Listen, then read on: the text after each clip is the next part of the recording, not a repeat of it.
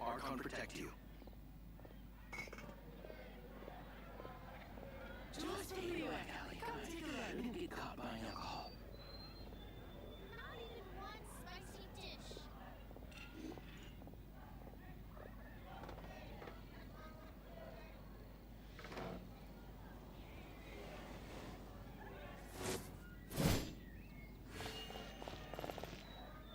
Come in, take a seat.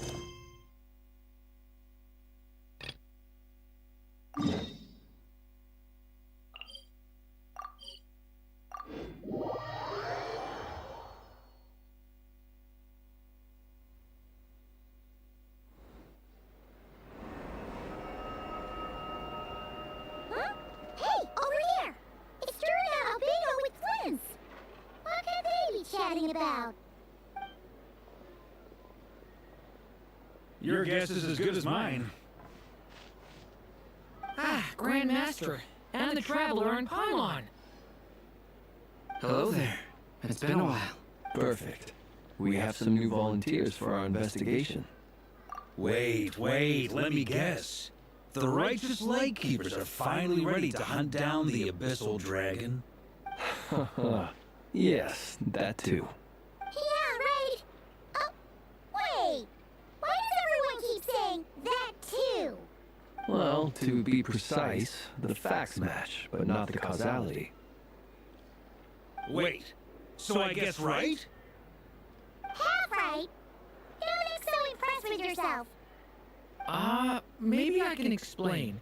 We ran into Mr. Flint's north of Nasha Town.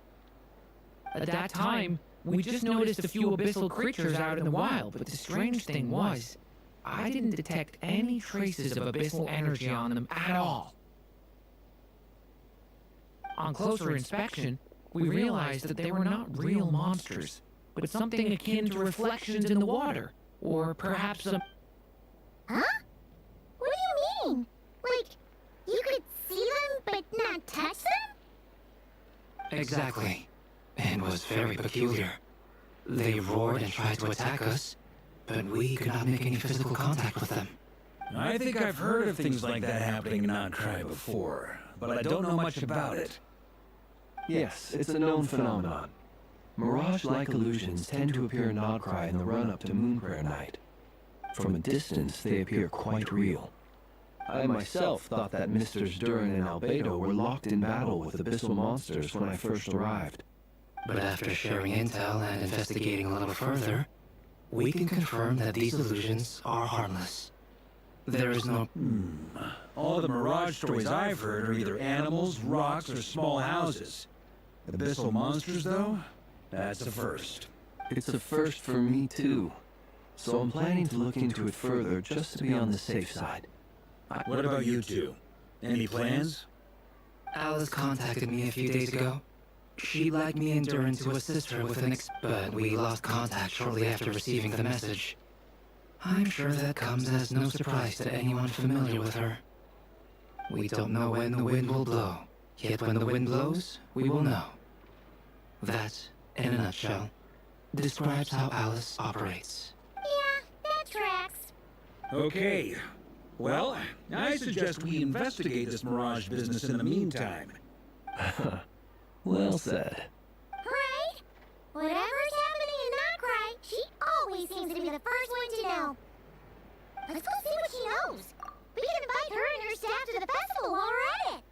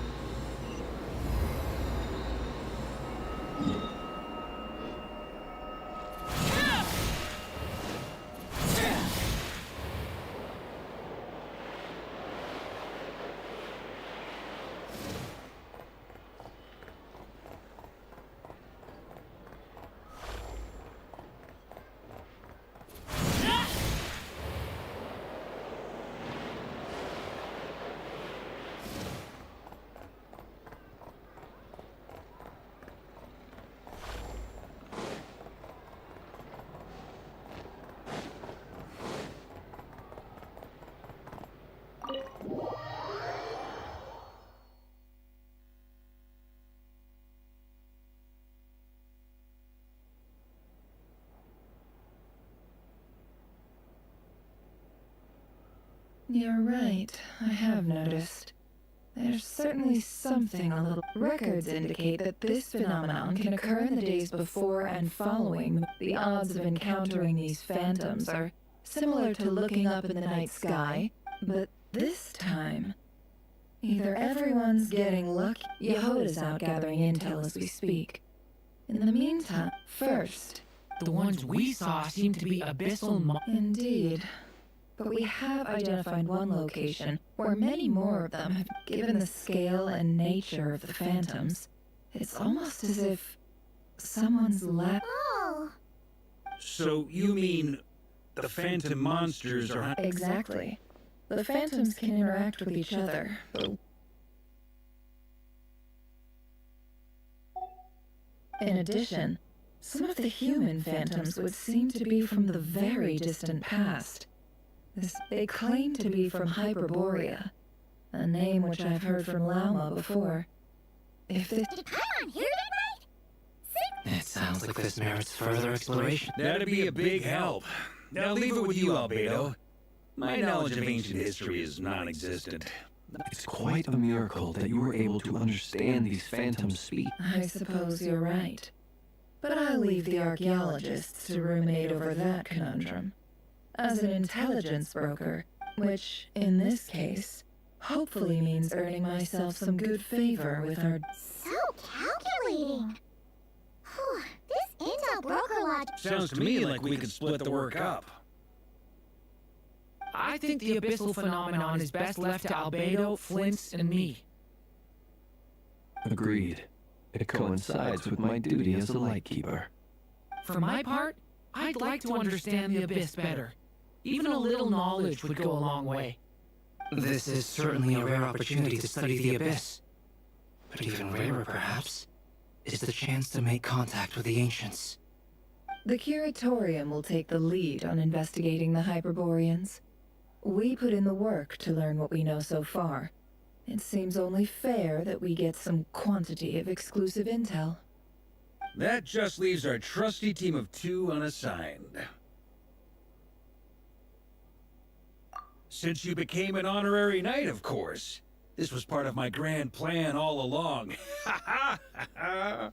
Oh yeah, by the way, we managed to convince Columbina to come to the Moon Prayer Night celebrations. Would you and Yehoda like to join too? She agreed to that?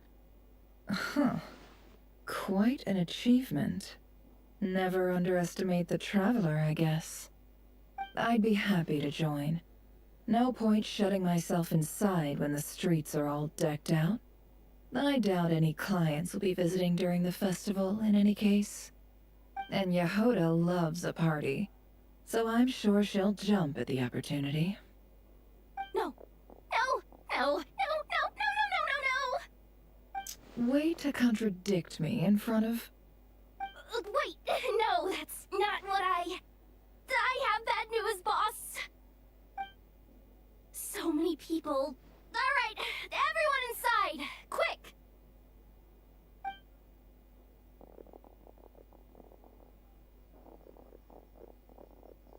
This is gonna sound crazy, but hear me out. I saw one of those phantoms at Star Sand Shoal, and it was some sort of flying ship. Like a spaceship?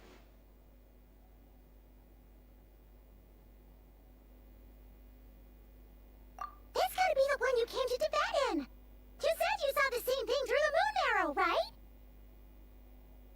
Huh? You already know about it?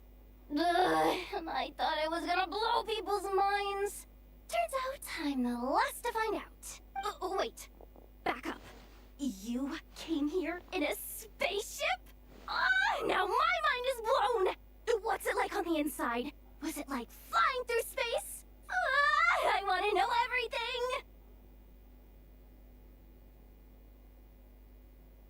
Yep, exactly. Huge discovery. You're the best. Second best intel broker in the world. After your boss, of course. Wow. Really? Well, I don't know if I'm all that, but... I guess that decides where we're heading next. come on, don't look at me like that. I know the spaceship doesn't have anything to do with me, but you don't want to leave me as the only one twiddling my thumbs, do you? Fair enough. You can tag along. In that case, let's meet back here to discuss our findings once we're done. I wish everyone a productive investigation. You too.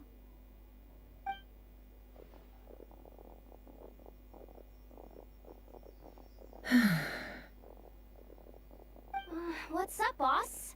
Tell me, Yehuda, when did the curatorium start giving out intel for free? Oh, sorry, boss.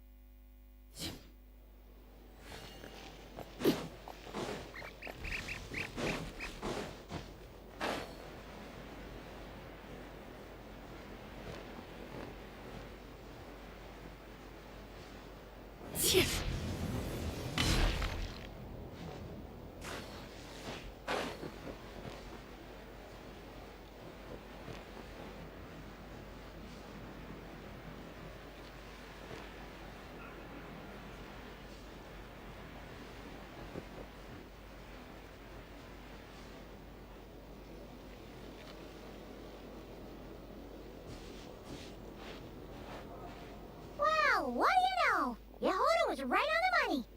This phantom really is your spaceship. But that's so weird. Why would it show up here? Is it some kind of projection? Or a ghost? Like, maybe it no longer exists. But somehow it left an afterimage? Ah, you're already here. Miss Lauma, what a surprise. I thought you were busy with festival preparations. I was, until one of our people informed me that a strange sight had appeared at Star Sand Shoal. No one's ever seen something quite like this before. I thought I should see it for myself. Same here. Oh, so we heard that these things appear around the festival period. Any idea why that is? Unfortunately not. We have very limited information about them, since they can't be interacted with. And no human phantoms have ever made an appearance before now. The most we've been able to deduce is that these sightings appear to be connected to the increase in Kuvaki energy around this time. Yeah, seems like that's all we can do. This is all so confusing. Allow me to lend you a hand.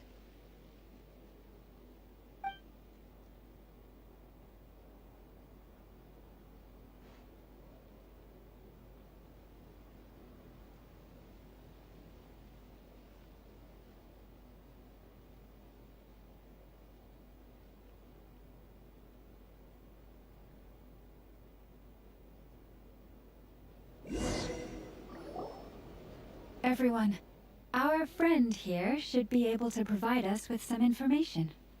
Is that a phantom Rhymehorn deer?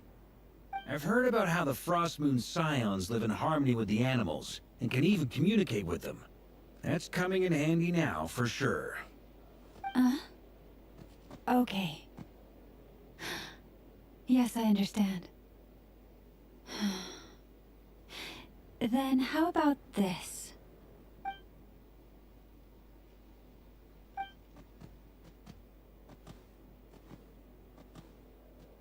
Oh, it's leaving. It appears to share our curiosity about this giant spaceship, so I asked it if it wouldn't mind investigating along with some friends. In return, I told it about some nearby spots where the wild fruit grows abundantly. We may live in a different era from these phantoms, but I trust that the terrain, climate, and ecology here are more resistant to the effects of time than some things are. Let's give them a moment, and hope for the best.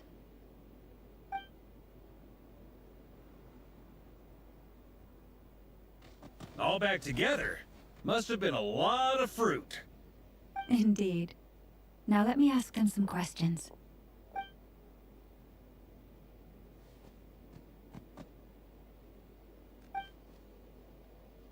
It did find a lot of wild fruit, enough for them to feast for a long while. This puffin circled in the air several times, but didn't spot anything out of the ordinary. Certainly nothing to do with the spaceship. Huh. Well, it definitely makes sense to get a bird's eye view. Indeed. Other than that, I was also thinking that the world these phantoms see is also different from ours.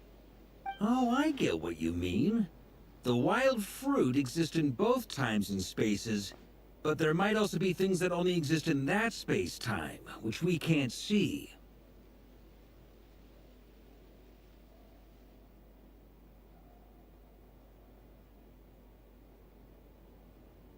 Good point. Great thinking, Llama. Blunthorn rhinos can use kuvaki to shift great rocks, but this one says it couldn't get that ship to budge by even an inch. The sniffer mole tried too, but despite being a skilled digger, it could not get through. They say that the spaceship looks robust and undamaged. It seems completely impervious to any and all attacks. Whatever lies within is well defended from harm. So, just like us humans, there was nothing they could do about this spaceship either. Yes, still, they deserve our thanks. We are grateful for all your efforts, dear friends. Now go, and enjoy your feast. I've noticed some other human phantoms gathered nearby. Come on, let's go talk to them.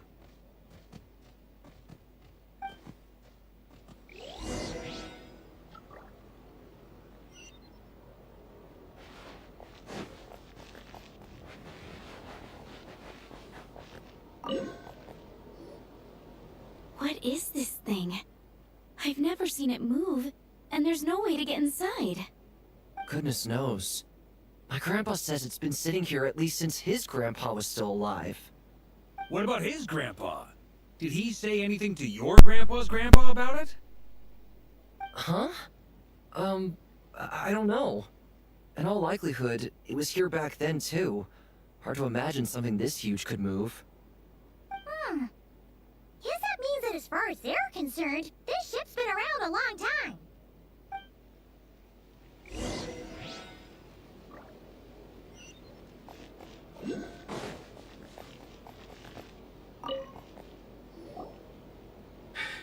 Come on, brothers.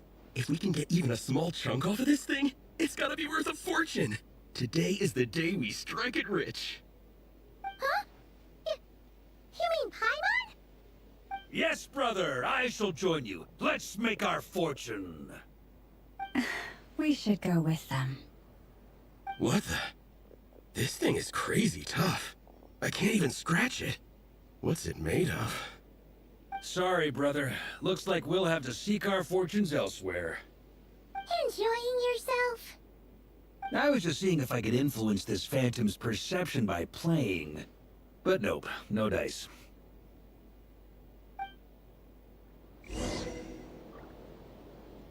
I'm sure we're all starting to build up an idea of what's going on here now that we've spoken to some of the people.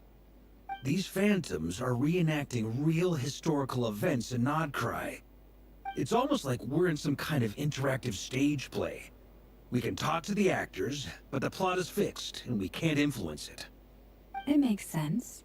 History is set in stone. The objective facts of the past cannot be changed. Paimon totally thought you were just goofing around earlier. But actually, you were doing some serious investigating. Of course I was. Anyway, at this point, I think we're forced to conclude that although the Phantom spaceship is right there in front of us, we aren't going to learn much about it from these people.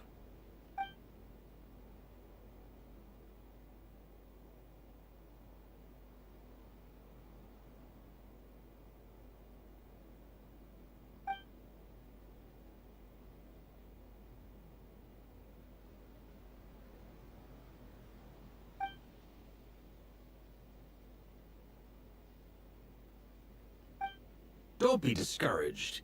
If nothing else, this is proof of the ship's existence. And think about it. So many people tried to hack their way inside, but no one could get the door open. It's made of very tough material. To me, that says that we'll either find the ship itself or the story behind it. It's just a...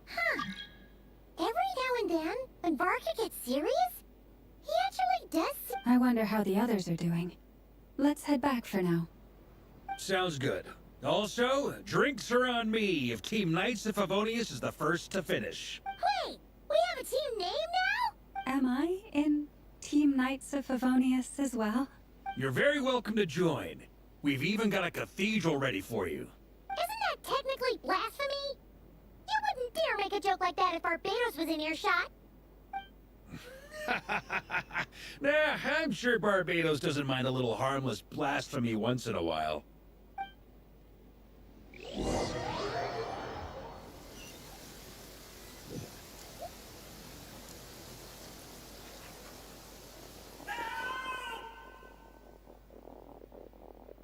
Oh, no! Get away! Oh.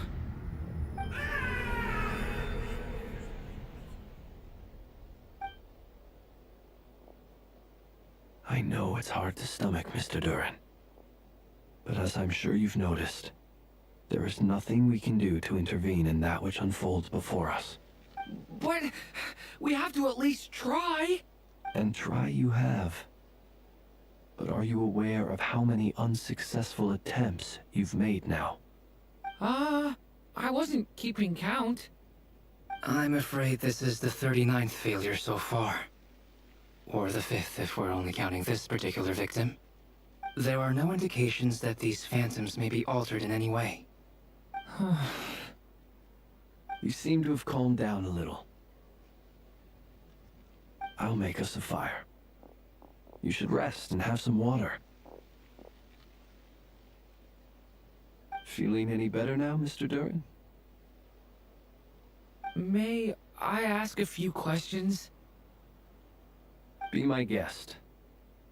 What exactly are we witnessing here? What happened to those people? My guess would be that we are seeing Nodcry during the Conrian Cataclysm. Would that be accurate? Conria. That is correct. As you know, once the Abyss senses even the tiniest crack, it floods in and spreads like wildfire. There was a time in the distant past when it permeated all of Nodcry, causing immeasurable harm. The people paid a terrible price to heal this land. Then 500 years ago, the whole of Teyvat suffered an abyssal disaster. Once more, Nodcry was dealt a devastating blow.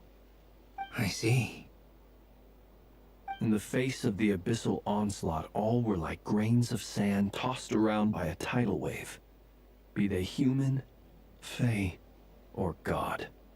The moment you witnessed is but one drop in a whole ocean of catastrophe. All right. I guess that answers my second question, too. I wanted to know why there's nothing I could do to help them, and that's because what we are seeing is history. That would be my guess as well. As I understand it, history and fate are not all that dissimilar. The latter may be unseen to us, but both are immutable. Yes. Fate was determined long, long ago. I still have a couple of other questions for you, Mr. Flint's. You mentioned more than one abyssal disaster that has struck this land in the past. How can you be sure that what we're seeing is from the Conrian incident? And also, how are you able to stay so calm when you're talking about these events? From everything I know about you, you're not cold or ruthless, and you're not indifferent to the suffering of others. Alas, I am forced to show my age. I must be 600 or 700 years old by human measure. Wait, so you... One is not easily moved by history when one has witnessed the truth firsthand. I'm sorry. You needn't apologize. Your passion is a good thing to have.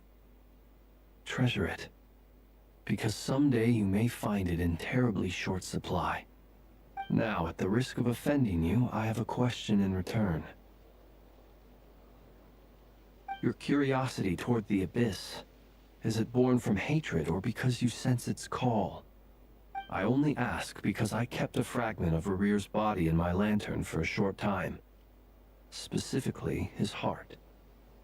So I know what a burden it can be to carry the Abyss with you. And I hear its power growling from somewhere within you. In my eyes, your mere existence is a miracle. My honest answer is... I don't know. I don't think I have the confidence to say for certain. What I will say is the Abyss is not the only issue that haunts me. Even before I became who I am today, the question dogged me constantly. Should I even exist at all? My doubts remain unresolved. But when we fought Rerir, something became a little clearer to me. Sometimes it is the darkness within us that allows us to achieve the impossible. I certainly got the sense from your 39 attempts that you were trying to achieve the impossible. It sounds like you've resolved to see the truth for yourself. Absolutely. In that sense, he and I are quite similar. Then I wish you every success. I look forward to the day of your transcension. Well, if everyone's caught their breath, I suppose we should head back. Oh, and one last thing. I'd appreciate if you kept our discussion about history a secret. Hey, a letter!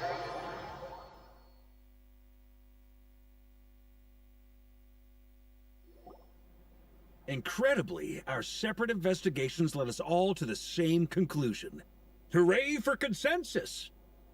Yeah, but we barely learned anything, though. I totally thought this would be the mother lode. Talking with the ancients? I mean, come on! But nope.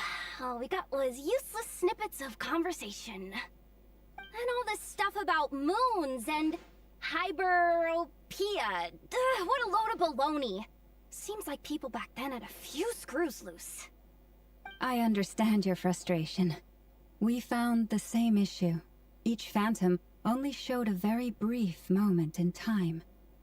There isn't much value to be found in these miscellaneous fragments of a civilization's history, no matter how glorious it may have been.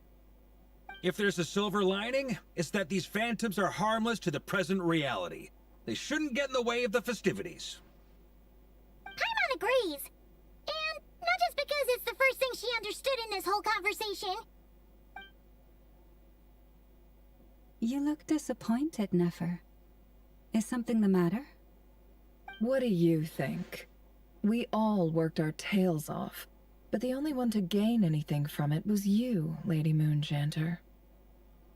Well, please do share the Hyperborean records with me. I will gladly inscribe them in our people's documents. Oh, duh! Yeah! That was it! Hyperborea! Hyperborea. I'm serious. Only an expert in the Frostmoon Scions and their history can turn these records into valuable research material. The alternative is to let them gather dust on the Curatorium's storage shelves until the pages turn yellow. Nefer, you're wise enough to know that cooperating and sharing the profits is the best course of action here. Well, that goes without saying. Sure, let's do that. Huh? But didn't you say we aren't supposed to give out intel for free? Sorry. Shutting up. Now is not a good time to push Nefer's buttons. Anyway, back to Moon Prayer Night. I'm thinking that we should prepare something a little special, aside from the usual decorations and so on. You mean a parting gift? Can't go wrong with food. Although, does food go bad on the moon? Perhaps a lantern would be a better choice. It might be dark up there. It could prove difficult to light a lantern on the moon. Magical stones might serve that purpose better. What about a clockwork mecha model from Fontaine? I've got a whole bunch at home. I use them for fighting practice in my free time. None of these sound like things she would be even remotely interested in. But we don't interact with her enough to know what she likes. Yeah. It would really save us the guesswork if someone could find out what she's into. Wait, what the? Traveler? They're all looking at you.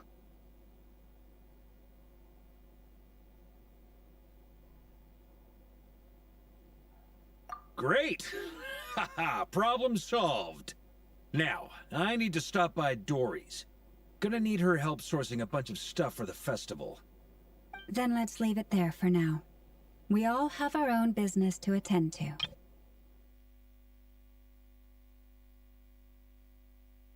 Okay.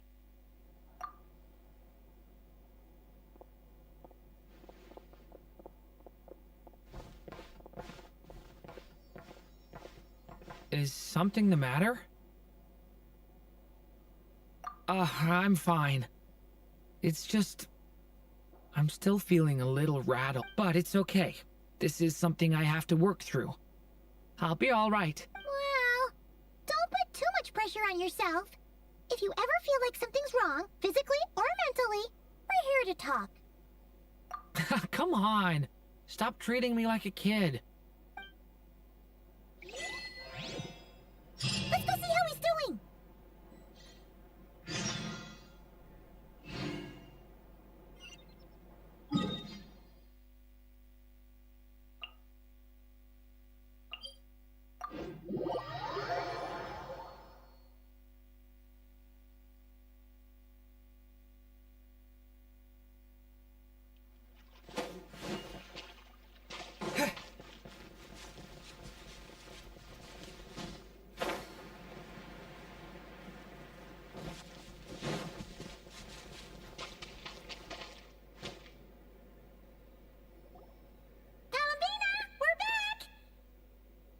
Huh? She's not here. Weren't there a few Kuhenki here last time, too? Where did they all go? Walkies? For Kuhenki? You're not pets, you know. Oh, well, looks like we just came at a bad time. Let's try again tomorrow. There's still a few days until Moon Prayer Night, so we're in no rush. Besides, she needs time to rest anyway.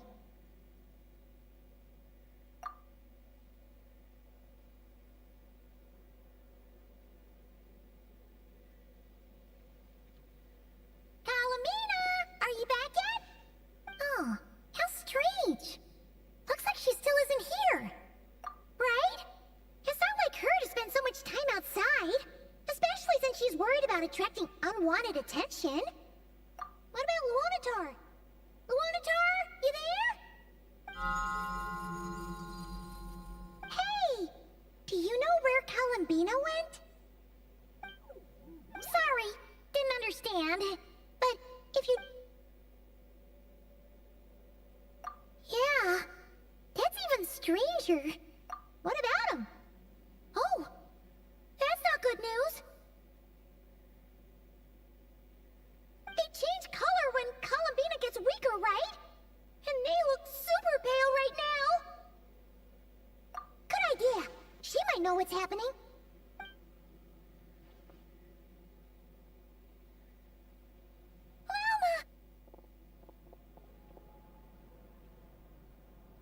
Ah, it's you. How is Kutar? Is she okay? No, she hasn't. I came here to check on her after I noticed the flowers had changed color. Based on past precedent, she must be very weak right now. Even getting up to walk would be a struggle. Not to mention that she doesn't do that at the best of times either. So yeah, this is super weird. No. Very few people are in the know about Kutar's whereabouts. And if anyone suspicious had visited... Come on, let's go to Nasha Town. If anyone has seen her, someone there will know about it. It's Notcry's information hub after all. Makes sense. Let's go!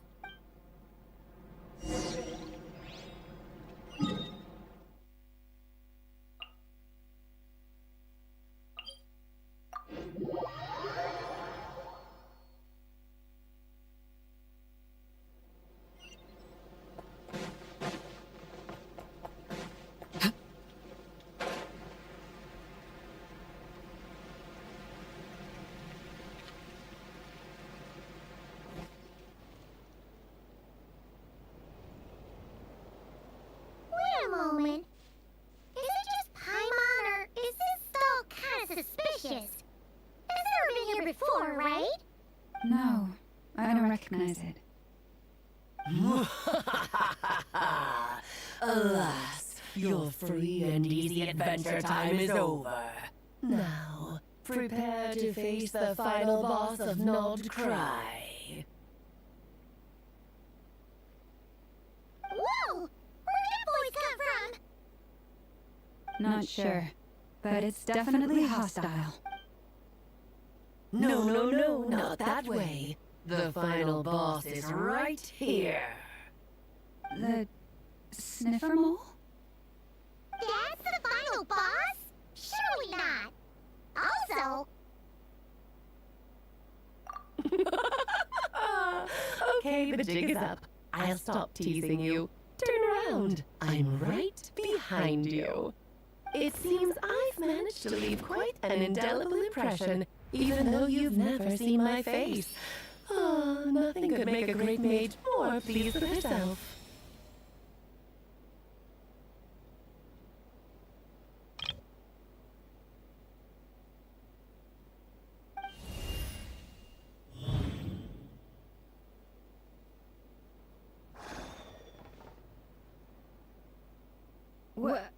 What is going on? I've heard that all the big shots in Tibet have long, wordy titles that stun people speechless when they make their entrance. Unfortunately, none of them are affiliated with the Hexen Circle, and we ourselves keep a very low profile. The notorious name-dropping doesn't quite work for us. Still, I, for one, think I'm really quite amazing. So that didn't stop me from coming up with a title anyway. Alice? It's really you this time? Not a lantern or a dark hope, but Alice in the flesh? Oh, that's right. So, what do you think? How does it feel to finally meet me? You look like... What is that supposed to mean, I'm the mother of Klee, Tibet's #1 cutie. How old could I possibly be?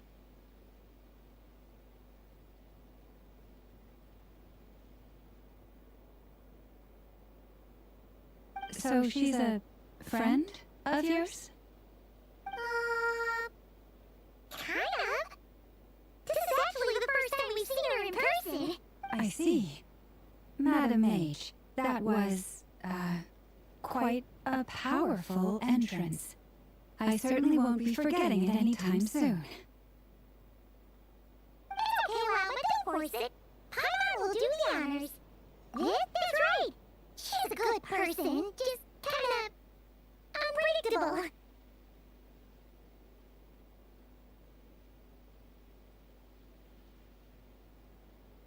Well, what is the human heart if not unpredictable? If we could not do as we please, how would we differ from machines? I am Lauma, Moon Chanter of the Frost Moon Scions.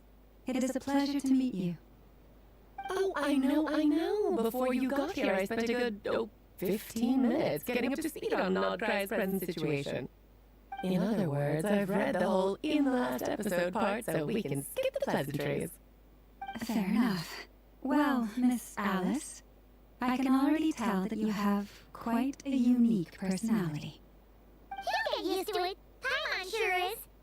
So anyway, what are you doing in Nodcry, Alice? Oh, I thought I told you already. This time, I'm the final boss.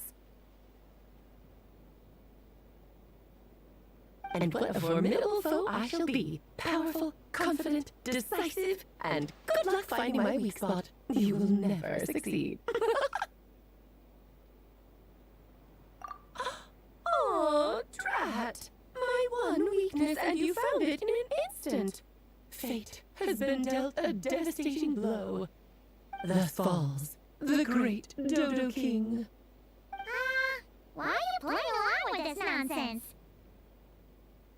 For funsies, of course. What's wrong, Paimon? Are you disappointed in me? Am I a gigantic letdown? No, it's just you seem like a busy lady. And this is the one time you've shown up in person. I figured it would be for something more high stakes than just goofing around. You're quite right. I'm here in Not Cry because something big happened. Something big enough it caught the attention of the Hexen Circle. It concerns the 3 moons, Teyvat's borders, and of course, the moon goddess you are currently searching for. Kind of. Why don't we discuss this over a pot of tea? My main reason for coming on this trip to Teyvat was, of course, to have some fun. But I do technically have a job to do as well, namely, maintaining the stability of Teyvat's borders. I'll skip over the complicated parts, but to sum it up, abyssal energies are all that lie beyond Teyvat's border. We'd find ourselves in a real pickle if they ever made it through. And the phantoms you've been seeing are a sign that the border has been disturbed. No wonder they tend to show up around Moon Prayer Night. Is it because the real moon is now so close to us that its power can cross the border? In part, but only a negligible amount passes through. Just enough to influence the verdant crests and so on. And as you've noticed, there has been an unprecedented number of phantoms appearing this year. The influence of the moon beyond the border cannot explain this. No, there is another far greater factor at play. The trilunar syzygy. A trilunar syzygy. Eons ago, before the heavenly principles came to Teyvat, it was the then 3 moon goddesses who controlled the laws of this world. Oh, that's exactly it! The 3 goddesses split these powers amongst themselves, promising never to consolidate them into one singular body. This was meant to keep the world stable. But, fast-forwarding to the present, the eternal moon's marrow is with you, while the iridescent moon's marrow, which should never have appeared in this world, has been retrieved. Add that to the presence of a moon goddess in the flesh and... the power of all 3 moons is gathered here in Outcry. There hasn't been an event like this since the War of Funerary Flame. And it's having a noticeable effect on Teyvat's borders. Because I wish to give my darling daughter a peaceful, sunny environment to grow up in. Is that a good enough reason? Kinda sounds like you're dodging the question, but it does make sense. Well, this one reason anyway, and the most important one. The others are a little complicated to explain. For instance, cleaning up after dearest Miss R. Albedo could tell you more about that if you're curious, but right now, I have a more important question to ask you. Why are you collecting the moon marrows? I see. Nicole told me about that legend once. Nicole? You mean Meet Anne? Oh, so you remember.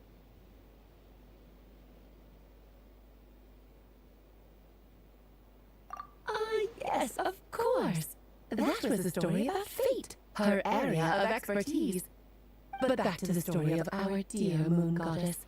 I'm afraid her intended method of returning to the moon is unlikely to work anymore. What does that mean?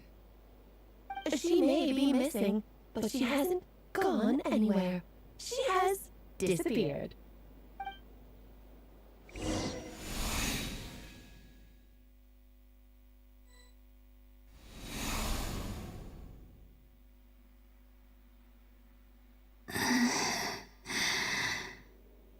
My body is so heavy. Wait,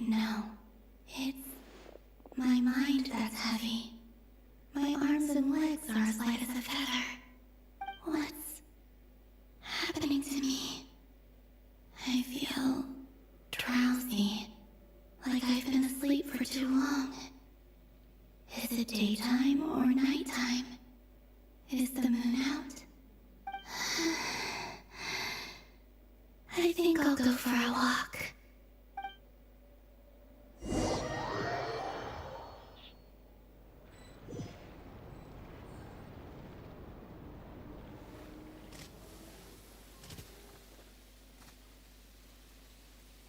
Are you out for a walk too? Huh?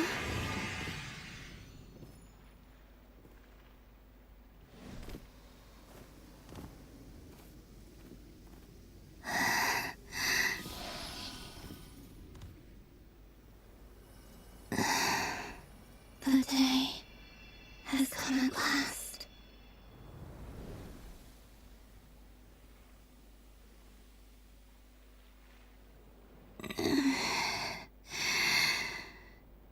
Have I grown so weak that I can't even sustain my physical form? But Moon Prayer Night is nearly here. I was so close to returning home. Death is near. Is this how it ends for me? Will I return to the moon after I disappear? Or... I don't want it to end like this. So far, at least, I still exist. Even if not physically, I can still feel. But as my power wanes, I'm sure that too will fade. I suppose I might take one final look at this world. The world where I was born.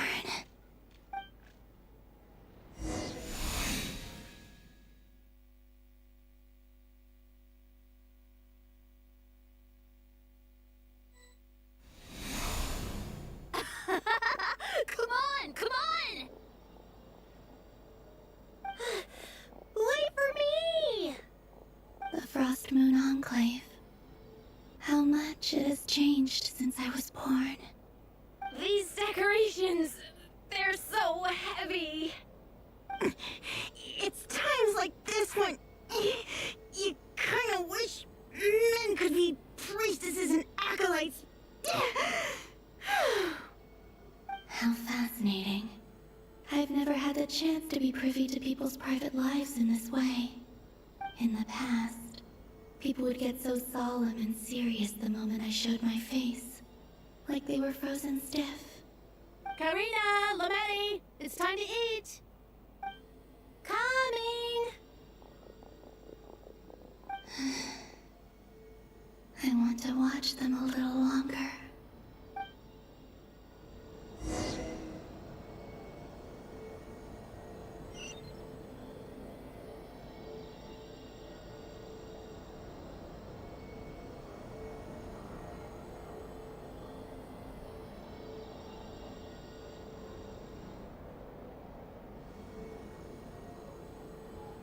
So just fill these balloons with air, right?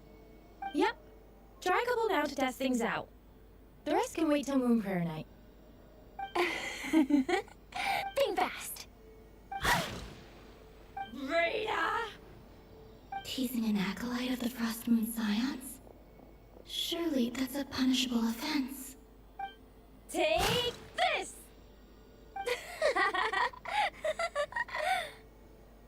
Huh? Alright, enough horsing around. Lady Lauma gave us a task. We should get back to it. The task is just to check that the balloons don't leak, right?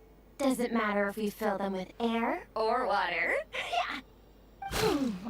Okay, you got me there. And you got me there. But still, we can't use all the balloons before the festival even starts. We won't use all of them. And as long as Lady Lauma's trusted acolyte doesn't snitch, this can stay as a little secret between friends. A couple more can't do any harm, right? Oh, you menace. Then, think fast!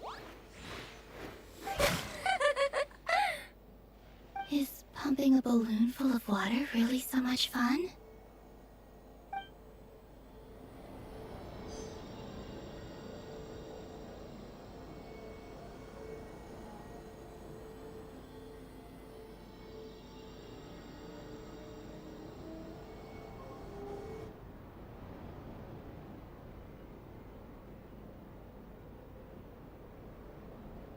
I'm sure you're both tired from playing all day. Come on, eat up. A plain, humble meal. That has always been the way of the Frost Moon Scions. Huh? How come Maddie got a midsummer berry dessert? Oh, I always get Laka berry. I don't mind sharing. You can have a bite of mine if I get to have a bite of yours. They're sharing food? I've never shared food with anyone before. Even at the Harbinger tea parties, everyone just ate off their own plate. And when I couldn't finish my food offerings from the Frost Moon Scions, they'd leave the leftovers out under the moonlight for the animals to claim. Hey! That was 2 bites! Oh, then you can have another bite of mine. Oh, you too. Oh, don't fret now. Here, have some of Granny's too. So this is what it means to be family.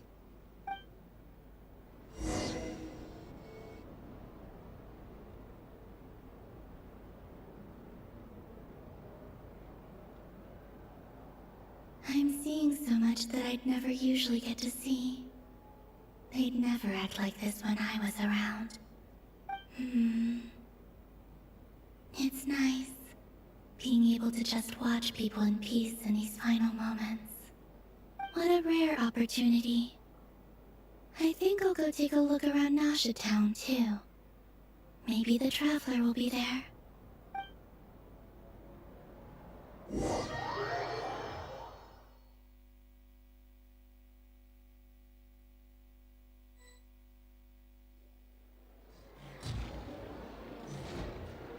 After the War of Funerary Flame, the moon goddesses were no longer recognized by Tevat.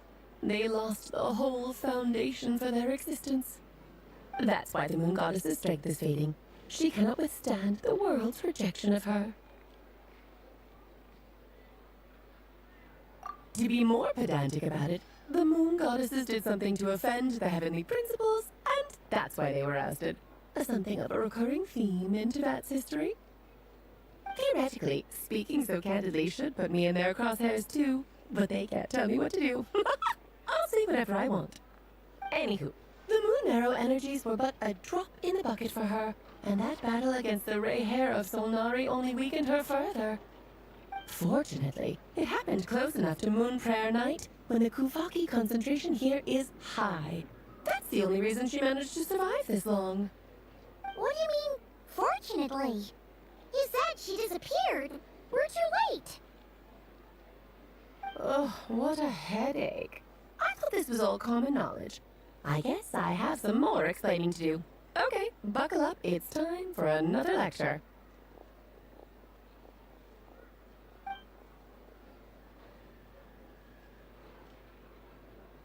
Now, I said earlier that the moon goddesses lost the foundation for their existence. The reason for that has to do with the natural order. Basically, the rationale for their existence in Tevat was lost. The same logic applies to the present moon goddess too. Consider her existence so far. Her comrades in the Fatui called her Damselet. And she was worshipped as Kutar by the Frost Moon Scions. But these connections have now been severed, whether by her hand or yours. So, the rationale that once sustained her existence is now gone. Wait, we did that to her?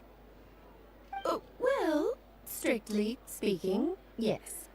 But let's not start pointing fingers, shall we? I'll only end up as a big bad villain, and that's not the kind of final boss I want to be. Of course I do. I'm only the greatest mage in the whole entire world. Now, if you wish to find your moon goddess, there are 2 problems we need to solve.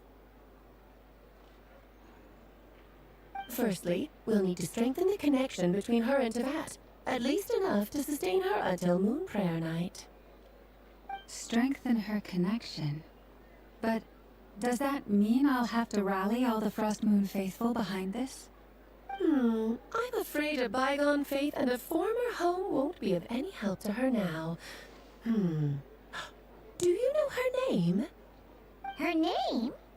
Yes, names are very important things. A name is a fundamental concept that anchors one's entire existence. Then your first job is to find it. As a moon goddess, I'm sure she must have a name she identifies with.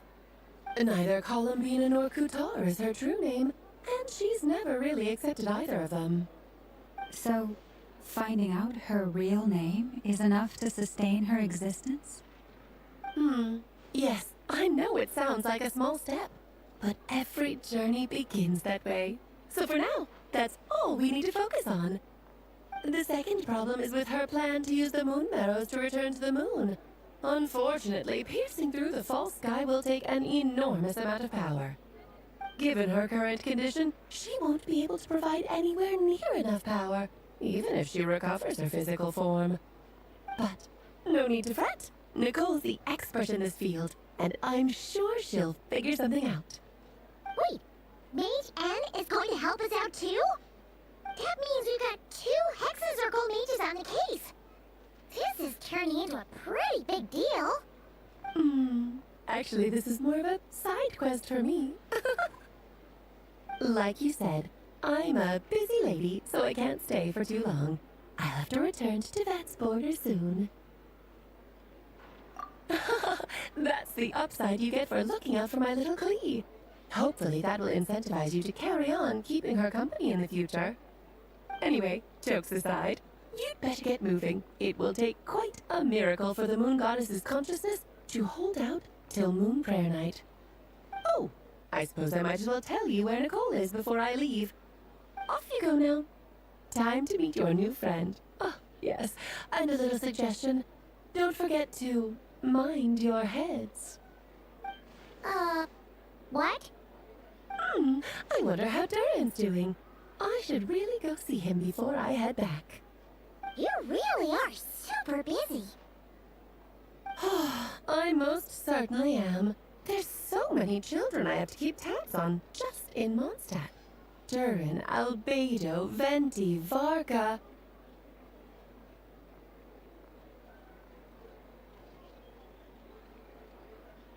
Klee didn't make the list, huh? Of course not. Klee is my pride and joy. I have no qualms about her, because she's the best child in the whole wide world. Yeah. Klee's a little angel. I'm glad you agree. Well, all the best. See you when I see you.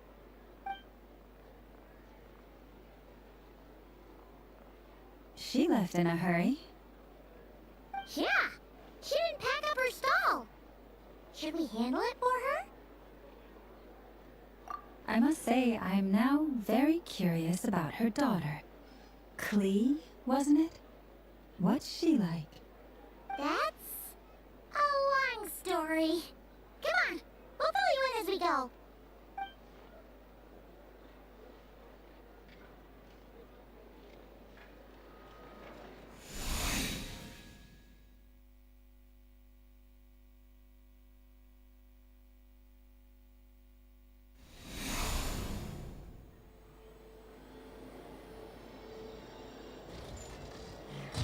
What a lively place.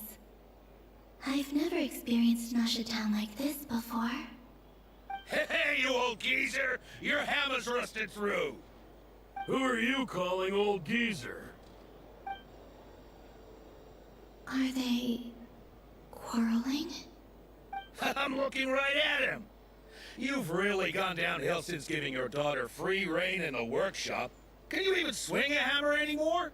It shouldn't take you days just to fix a single chair!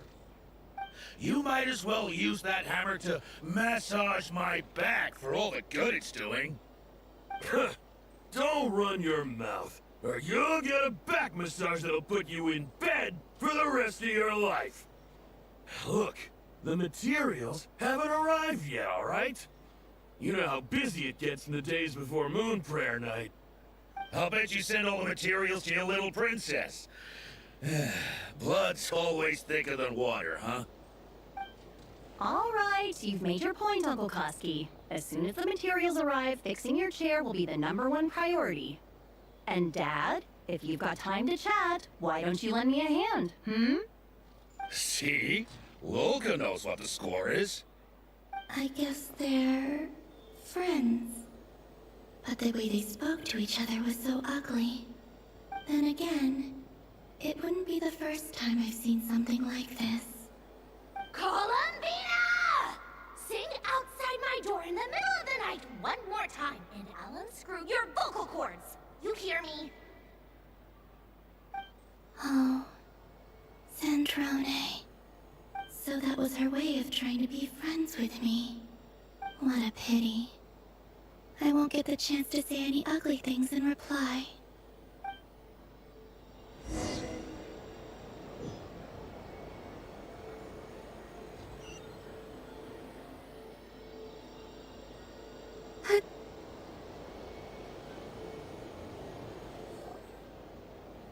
Hey, have you decided what to give her for Moon Prayer Night? I sure have. She's gonna get the surprise of her life when she's least expecting it. Then I'll whip out the ring and pop the question. The surprise of her life. What a fun turn of phrase. Cool, I get the picture. You can spare me the gushy details. Ooh, looks like we have a customer. Hello there, ma'am. Would you like some Moon Prayer Night candy? Huh? Is he talking to me? Can he see me? Here you go.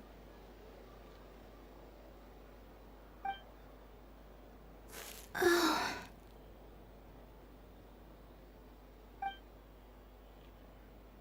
Come back anytime. Right. Now, where were we? I don't know why, but I still held out hope.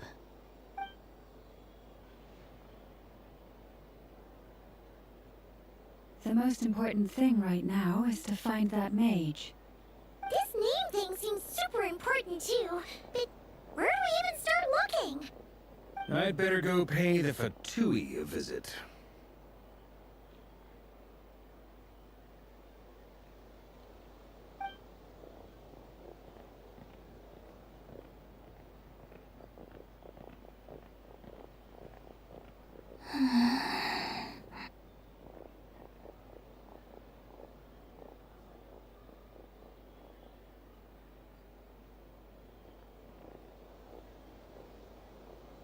Columbina?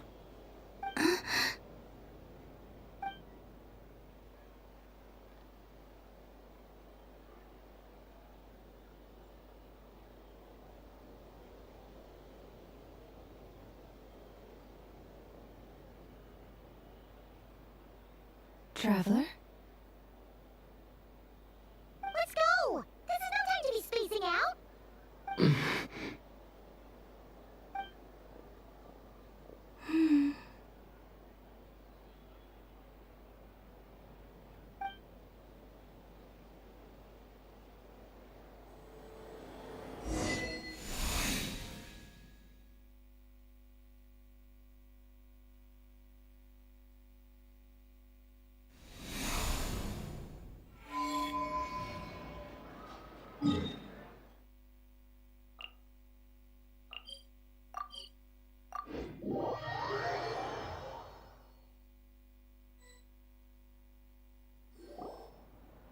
Where are they going? They mentioned a mage and a name? So, Mr. Varka, are you acquainted with this Nicole? Or should I call her Mage N? Not really. We've never met, though she has come up in conversation. From what I've gathered, Alice kinda took Nicole under her wing. Taught her how to speak in a more ladylike fashion, that kind of thing. Huh. Hard to imagine Alice as an etiquette coach. Yeah, Alice is a larger-than-life personality, I'll give you that. But then again, that's why she's able to draw such an eclectic mix of people into her inner circle. If I remember correctly, being an interesting person is actually one of her main entry requirements. So, if you ever wanted to join the Hexenzirkel, I'm sure you'd both be eligible to apply. Hey! Don't go around making promises on Alice's behalf! I wouldn't dare. I'm just trying to paint a picture of the Hexen Circle for you. Okay, sure. Anyway, since none of us have ever met Nicole, how are we supposed to find her? We can't just go up to every woman in sight and ask, "Hey, are you Nicole?" Maybe something she's wearing will give it away? Like, a wind bloom pinned to her chest or something. Wait a minute. Alice never said Nicole was from Mondstadt. Oh, true.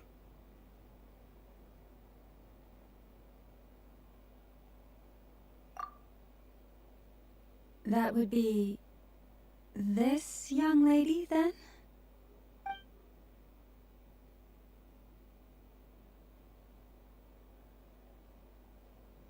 Hey there. Sorry to disturb you, but are you Miss Nicole? Varka, Knight of Boreas of the Knights of Favonius. Alice might have mentioned me before. Mm-mm. Have we got the wrong person? Sorry. Well, this is awkward. When I shook my head, I meant, no, Alice hasn't mentioned you before. Huh? Where is this voice coming from? My apologies. For certain reasons, I am unable to speak. This is the only way I can communicate with you. It might take some getting used to, but I hope you can understand. Hey, it's fine. I'm more shocked by the fact that Alice never speaks about me.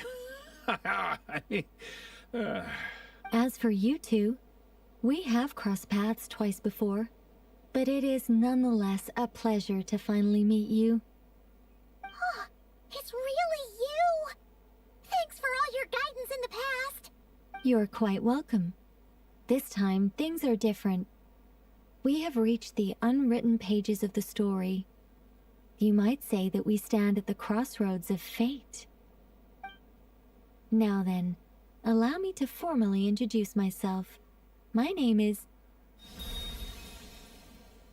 No, stop! Alice! I can't believe it! I had a whole speech prepared. I'd agonized over every single word.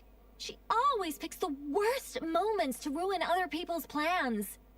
I'm so sorry about that. Alice took the liberty of devising some bespoke self-introduction magic for each member of the Hexen Circle. But I could have sworn I deleted all of the triggering conditions for it. How did it bypass everything? Oh gosh, this is so embarrassing. This is a very different side of Nicole than what we're used to. Don't worry about it. We've seen that introduction magic once already, so it wasn't too much of a shock. Please go on, Miss Nicole. We'd love to hear what you have to say, or, well, communicate. Huh? Are they talking to this lady? But... Will you all promise to forget that horrendously embarrassing introduction? Sorry? Embarrassing? When?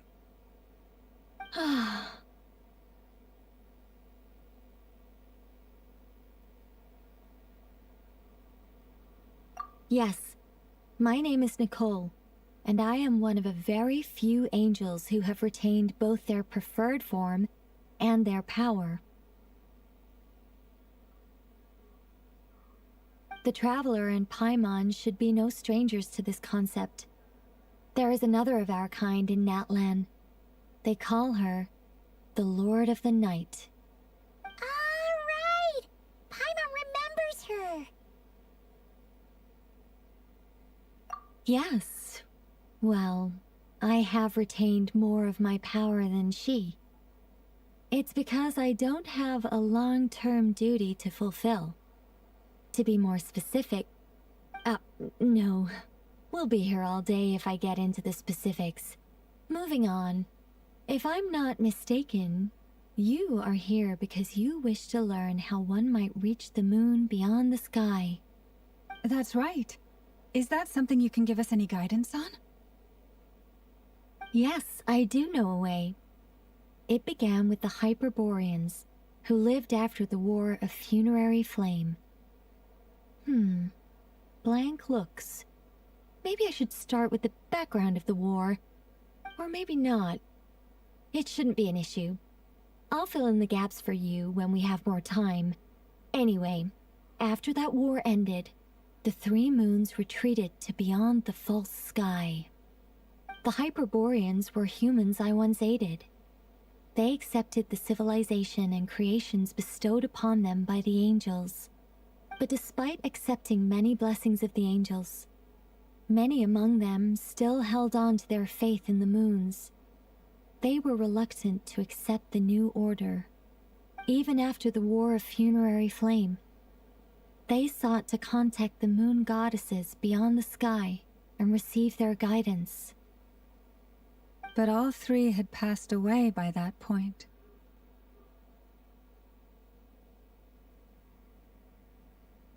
This mage has a unique method of communicating. Is she talking about the moons? Yes, but they did not know. And so, still they prayed for the moon goddess's mercy. After building titanic structures that consumed vast amounts of Kuvaki, at last they glimpsed the moons and heard their voices. But of course, they were gravely disappointed. For it was then that they realized the 3 moon goddesses were dead. Oh, that's such a sad story. It is. Humanity was in a very sorry state at that time. The angels who had once aided them were gone, and the War of Funerary Flames had left them homeless and destitute. Just a second, I gotta ask. How relevant is all this history to the task at hand? Well, I mean, it's... Okay, it seems we've drifted into irrelevant narrative waters.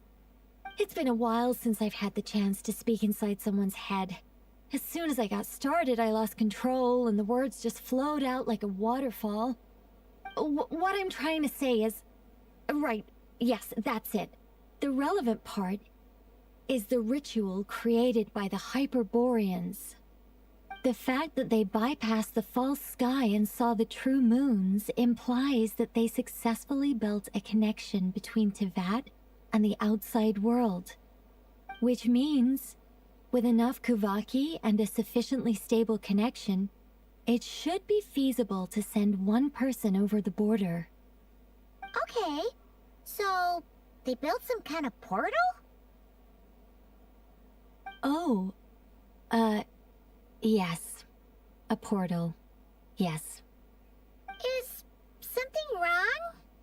You sound disappointed. I just didn't expect you to summarize it so well. It turns out I could have said all that in one word, if only I'd managed to think of it. No, please, it's fine. This is invaluable knowledge. I'll be sure to record and preserve everything in writing. Oh, really? Well, in that case, I suppose I could backtrack and add some more detail. I did gloss over a few things so far. Whoa, whoa, whoa, time out. Let's summarize what we've got first. The Hyperboreans were the last ones to use this method, right? So we somehow need to find whatever structure they built and make sure there's enough Kuvaki to power it up. Luckily, we have the moon marrow of both the eternal and iridescent moons, so we're all good for Kuvaki.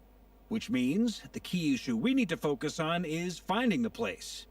Am I right so far? Yes. Although I expect the structure is long gone by now.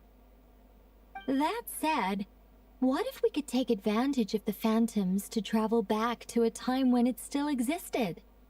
Well, travel back isn't quite accurate. It's more like we'd be creating a handshake between 2 points in space-time. We wouldn't even have to pick a time when it still existed. It could just be a time when it still appeared in phantom form via projection, or we could project our own phantoms, fold them together, and... You look lost. Was that too hard to follow? Yeah, things got a little, technical there. Paimon's brain is reaching capacity. All right. Let me think about how to put this more simply. Okay, got it. Over the next few days, I'll search for phantoms that we can use. Once I find one that meets the criteria, I'll let you know and we'll regroup. By completing certain rituals, specific individuals will be able to enter the Phantom and make it to the Hyperborean structure. If everything checks out, and it looks feasible, we'll just need to wait for Moon Prayer Night, and we can send the Moon Goddess back home. I'm really skimping on the detail here. Is this making any sense at all? I think so. For now, we'll just wait to hear from you. Yes. Basically, yes. Great. Counting on you. In the meantime, we'll focus on finding the Moon Goddess's name. My name? Are they looking for a way to stop me from disappearing? Excuse me, Miss... Go on, Miss Nicole. This conversation was a little all over the place. I didn't catch your name. I am Lauma, of the Frost Moon Scions. Ah, I did wonder. I noticed that you listened very intently when I spoke about Hyperborea and the moon's history. If you'd be interested, I'd love to visit you this evening and go through it again in greater detail. Also, if you were serious about making a record, it would be too risky to simply write down the raw details as is. I would suggest some tweaks. Maybe rewrite the stories as fairy tales or fables, perhaps even prayers. Anyway, we can cross that bridge when we come to it. So, see you later then? Oh, and no need to prepare anything. Just a cup of tea will do. See ya! She seems friendly. It's just... It's so nice to find someone who's actually willing to listen. I've been dying for a chance to finally go through all this systematically from start to finish. Any longer and I'd probably start forgetting it. Now Paimon gets why Alice told us to mind our heads. What did I tell you? A lot of quirky people in Alice's orbit. Now then, the next order of business is... where do we start looking for the Moon Goddess's name? Maybe the rest of what Nicole has to say might give us some clues. Once I've heard her out, I'll summarize the salient points and share them with you all. I'm also inclined to review our other documents. Yes, our faith was first established by our Hyperborean ancestors, but many of the more factually accurate records are from after Kutar's birth. Sounds like we're gonna follow Columbina's journey through Duvat, huh? In that case, we'll start by heading to the Frost Moon Enclave. Sounds like a plan. Take this with you. I'll see about getting in touch with the Fatui. It'll probably just be Arlecchino and Sandroni again. They're the only ones who would want to help. Thank you, Mr. Varka. Don't mention it. Honestly, I'm more comfortable dealing with the Fatui than prying into the details of a young lady's childhood. Catch you later. I should follow them, just in case there's some way that I can help.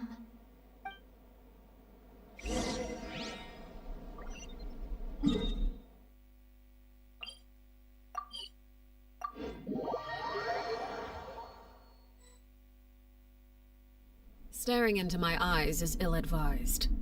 I can't promise you'll like what you see. A while ago, I took the time to organize all documents in our possession that pertain to Kutar. What you see here is the material I consider reliable. You're saying there's unreliable material too? Yes. Most of the information we have was transmitted through an oral tradition. Inevitably, some of her stories were mythologized and deified over the years through countless retellings. That's why I organized them into reliable and unreliable. There's no sense seeking answers in history unless we can ensure the veracity of the historical record. Makes sense. All right, let's take a look through.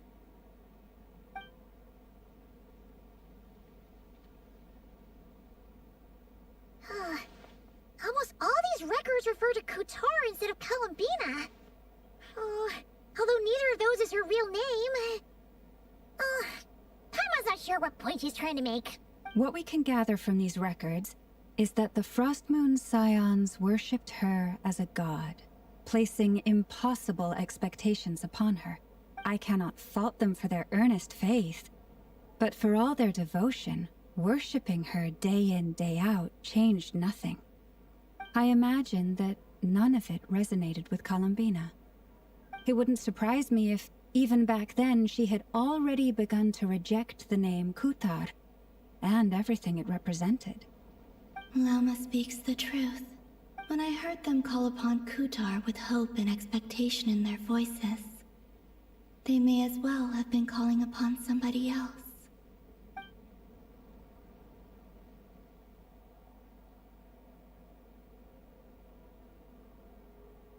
Well, that's a bit complicated.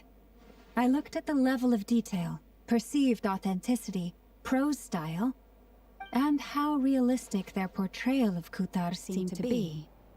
Amongst the Frost Moon Scions of today, only I know of her existence, and I alone have spoken to her face to face. As such, I know that there are certain things she simply would never do. That being said, I have sensed some changes in her lately. Changes? Me? Seems like this is getting us nowhere. For what it's worth, why don't we check the unreliable sources too? Sure. Give me a moment.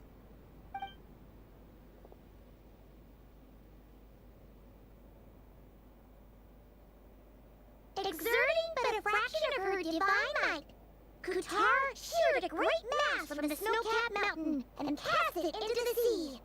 Upon...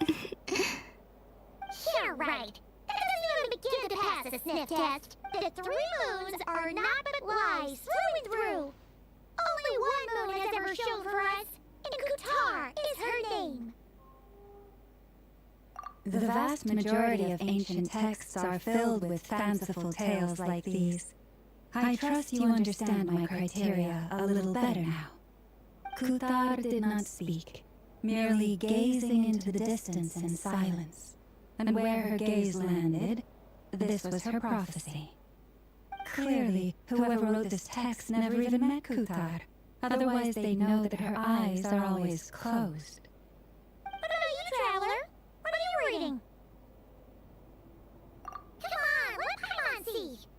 The child wished to build a wooden nest with which to shield the fledgling bird from the cold. But being so young and lacking in strength, the child could not snap the branches from the trees. The Kutar was passing by.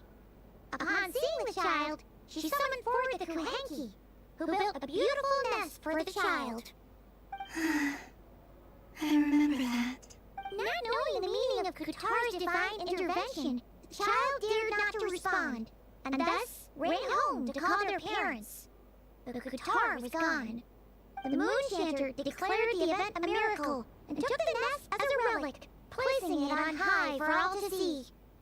The child was named as one favored by the goddess, and was greatly respected amongst the people. Yet, no further miracles were bestowed, and this matter was forgotten in but a few years. Huh. Any thoughts after reading that? Yeah. Columbina probably just wanted to join the kid in making nests. Ah. I'd originally considered this a fabrication, because Kutar did not perform any similar actions in subsequent records. But now that I think about it, it does seem like something Columbina would do. It's just that... She didn't know how other people would interpret her actions. She was probably worried about making things difficult for people. So, she gradually stopped joining in. Yes. Oh, that's so sad. And now, I can make no such gestures of warmth, even if I want to. Still no name. That's a bit of a shame. But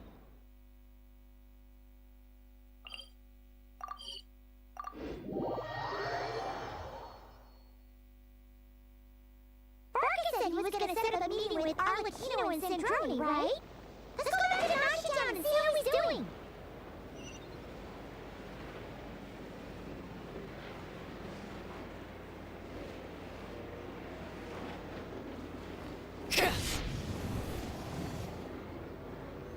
Let's see.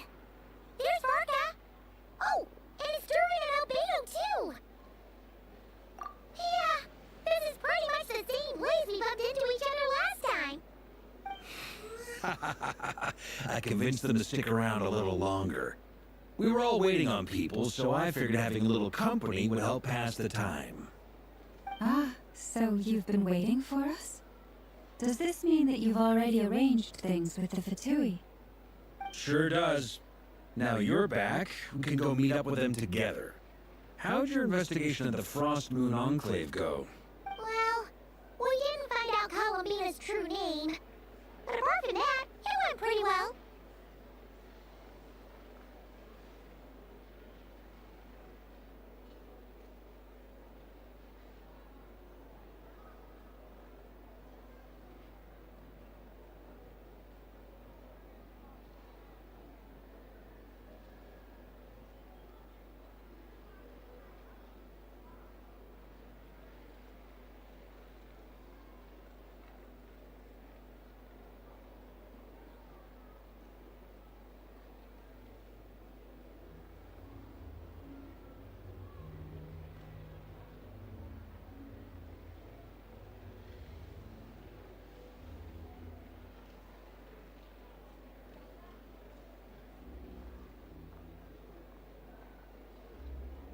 Aha, just as well that I didn't tag along then.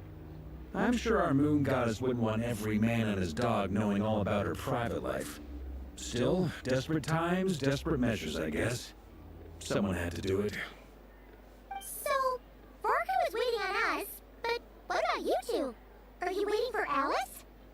Oh no, we already met with her. We discussed that experiment I mentioned to you last time.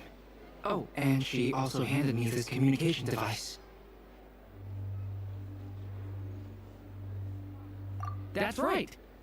I understand she informed you about the relationship between the phantom phenomena and Tevat's borders, yes? She wants me to help her with some more experiments on that front. She said that she'll contact me through this device with more information. Ah, I see. Following instructions and making observations. Pretty common research method. Takes me right back to Albedo's lab. Wait, then who exactly are you meeting? Someone you know. Albedo's met him too. But I don't think Miss Lauma or the Grand Master have been introduced. Introductions are overrated, especially in cases like this. It's you! So, it's not like the academia has prohibitions against going abroad. Also, I applied for leave. I've been writing to Hat Guy since obtaining a human form. I've already brought him up to speed on everything that's been going on in Nodcry. Hat Guy?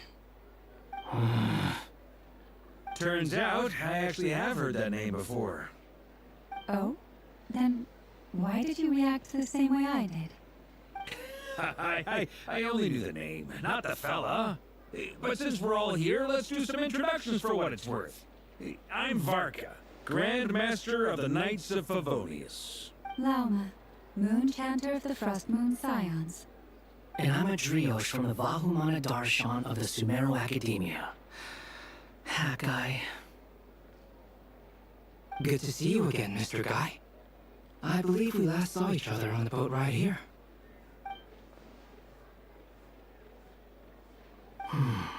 Mind you, the only reason I came here is because there's someone I want to look into. Who's that? The Doctor, also known as Dottore, second of the Fatui Harbingers. From the tone of your voice, it sounds like there's bad blood between you. I was reviewing our archives and noticed that a lot of information about him was missing. Left a bad taste in my mouth. That's all there is to it. Dottore, or Zondique, as he was then known, once studied at the Academia, but he got kicked out before he could graduate. So the Harbinger's #2 man is a college dropout? How embarrassing for them. Last we heard, he was planning something. We actually heard that a few times before, even coming to Nocry. But we haven't seen a trace of him since we got here. He only appears when something interests him. For all we know, he might have left already. But the fact he did something here at all is worth noting. It'll fill a couple extra lines in his file. Why does it sound less like a file you're writing and more like a criminal record? Anyway, we were just about to meet 2 of the other Harbingers. Want to come along? You might learn a thing or 2 about him there. Sure. Even though they're Harbingers, well, they're old acquaintances of ours, so, you know, we need to talk to them. Try to be... I got it. The Frost Moon Scion's relations with the Fatui remain tense. Forgive me if I do not attend. In that case, we'll continue assisting Miss Alice with her experiments. Good stuff. Everyone's having a fruitful time. All right, we better get going. I'll lead the way.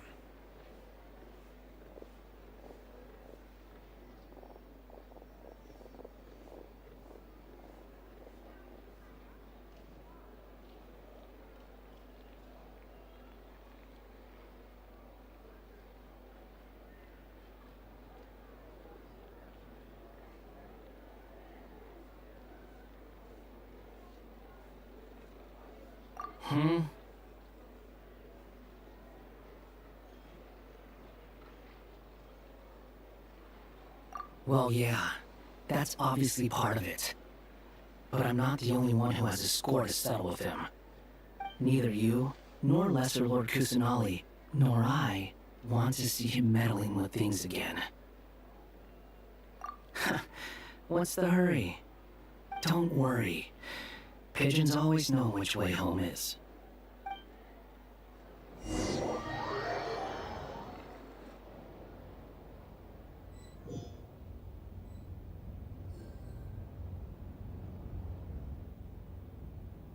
You made it. Who is this? A scholar from Sumeru. They call him Hat Guy. He's an old friend of the Travelers. Wait, this is the academia representative you wrote about? He doesn't exactly look the part. I believe this will prove my identity. You'll notice it bears the seal of the Sanctuary of Surasthana. Well, what do you know? So it does. All right then. My mistake. It's fine. I expected as much. What? So as I mentioned in my letter, the Academia's got its eyes on Dottore. But this matter remains top secret. Apart from those assisting in the investigation, the fewer people who know, the better. If anyone asks, I'm here in Nocry to pursue my personal academic interests. Gotta say, Barca, you did pretty well to keep all this under wraps for so long. Sounds like you got in touch with the Academia about this way back. You flatter me.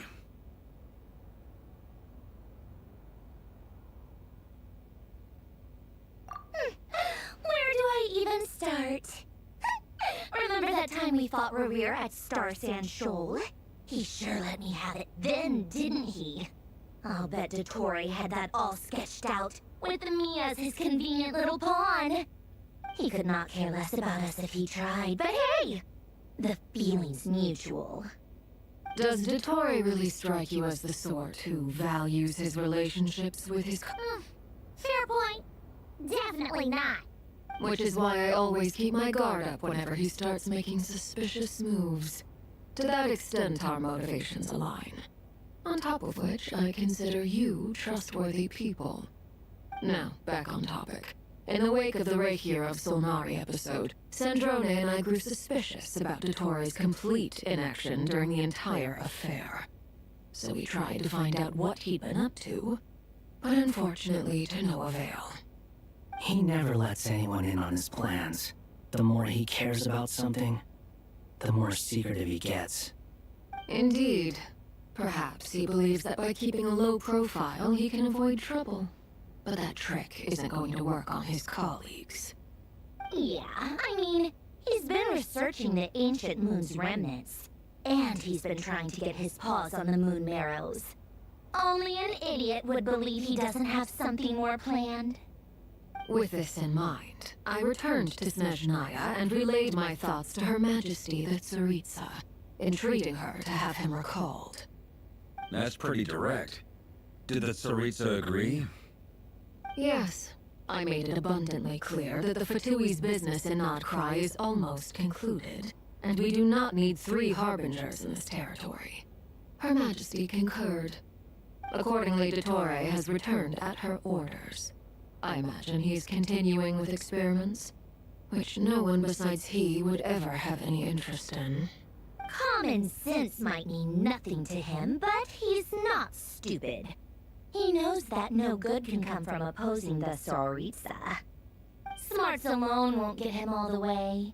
He needs the Rooster's resources and Regrator's Mora, both of which the Tsaritsa can strip from him by waggling a finger. But doesn't he have a track record of publicly following orders while going against them in private? He probably has it down to a fine art by now. Wouldn't put it past him.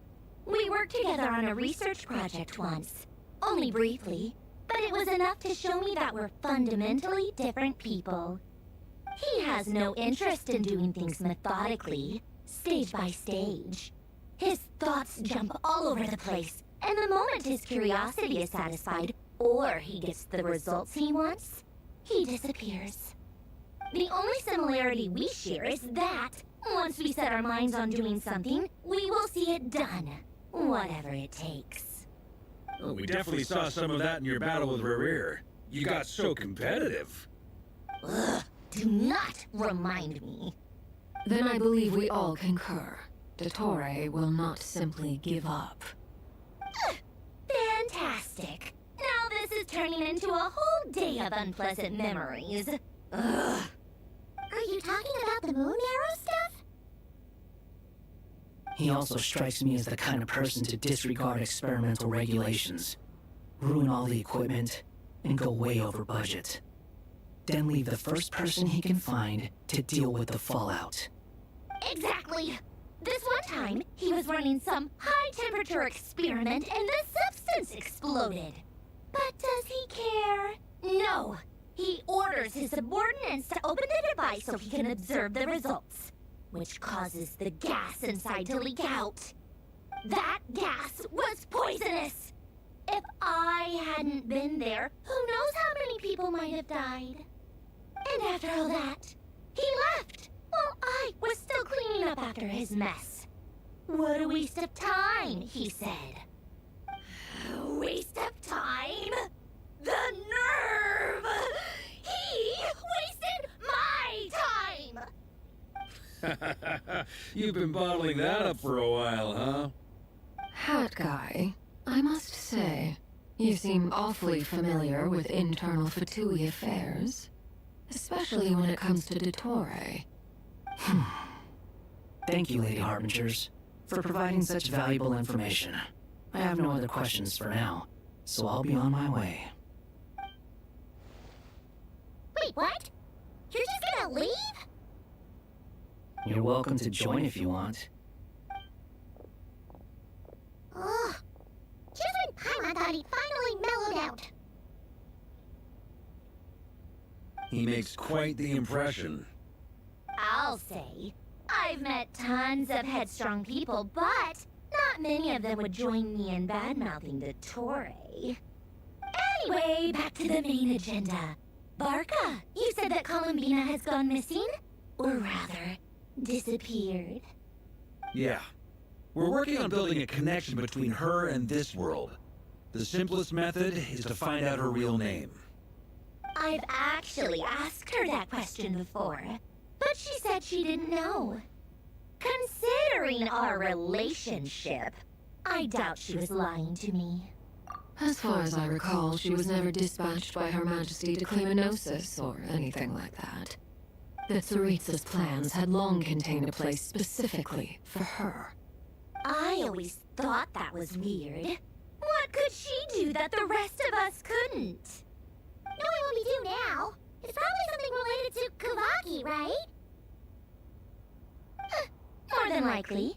When she first arrived, Columbina would often go to Her Majesty and ask when she could start the task assigned to her. But Her Majesty always gave the same reply. The time has not yet come. So she spent her days in Snezhnaya doing basically nothing. The Tsaritsa has summoned a beautiful blind maiden to be a harbinger, giving her the third seat by virtue only of her enchanting voice. It was a dumb and stupid rumor, but the reality of the situation made it hard to refute. And what happened after that? I imagine she stopped caring. She no longer seemed to care why she had been recruited, and Her Majesty never gave her any missions, so she just continued to sing in the flower garden. For my part, I was busy. So busy, in fact, that watching someone be that idol had me fuming. But still, I got the sense that she had long been used to a life of other people claiming she was needed when she wasn't. I just felt that having a place to stay would cost me something eventually. And so I waited quietly for the day that I would have to pay the price. And on the other end of that spectrum, you had me. Someone once told me that I had the lousiest work and the toughest luck. That's a good way of putting it. I forget who said it, but those words have always stuck with me.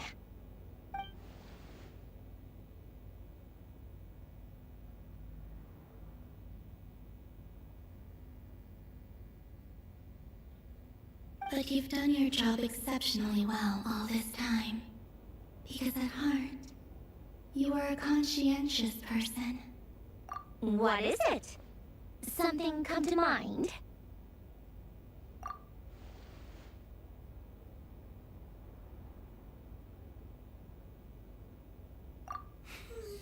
That makes sense.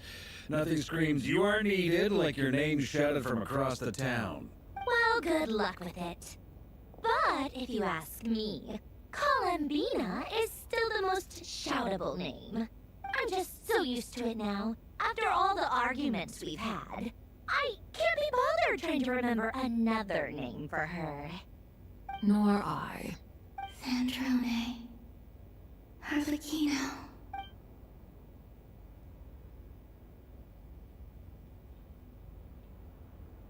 Huh! It's a Sealy! Does that mean Nicole has news for us? Ladies, I thank you for your hospitality. If the chance ever comes up, I definitely owe you both a drink sometime. I'm sure it will. You can make your own way out. Heck, you've been here enough times, you probably know your way around better than I do. Okay, time to do what adventurers do best. Follow that Sealy!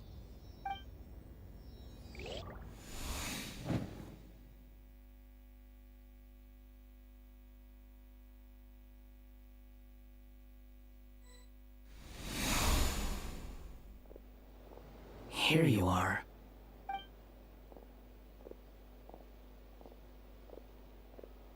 Oh, that guy. How come you're back so soon? Did things go all right with the Fatui? Fine. Totori's been summoned home by the Tsaritsa. Couldn't get much more than that. How about you? Any progress with the investigation? Unfortunately not. We've tried everything. Different phantoms, different locations, different points in history. But the results are the same each time. Abyssal monsters roaming the land. People crying out in despair, with no hope of being rescued.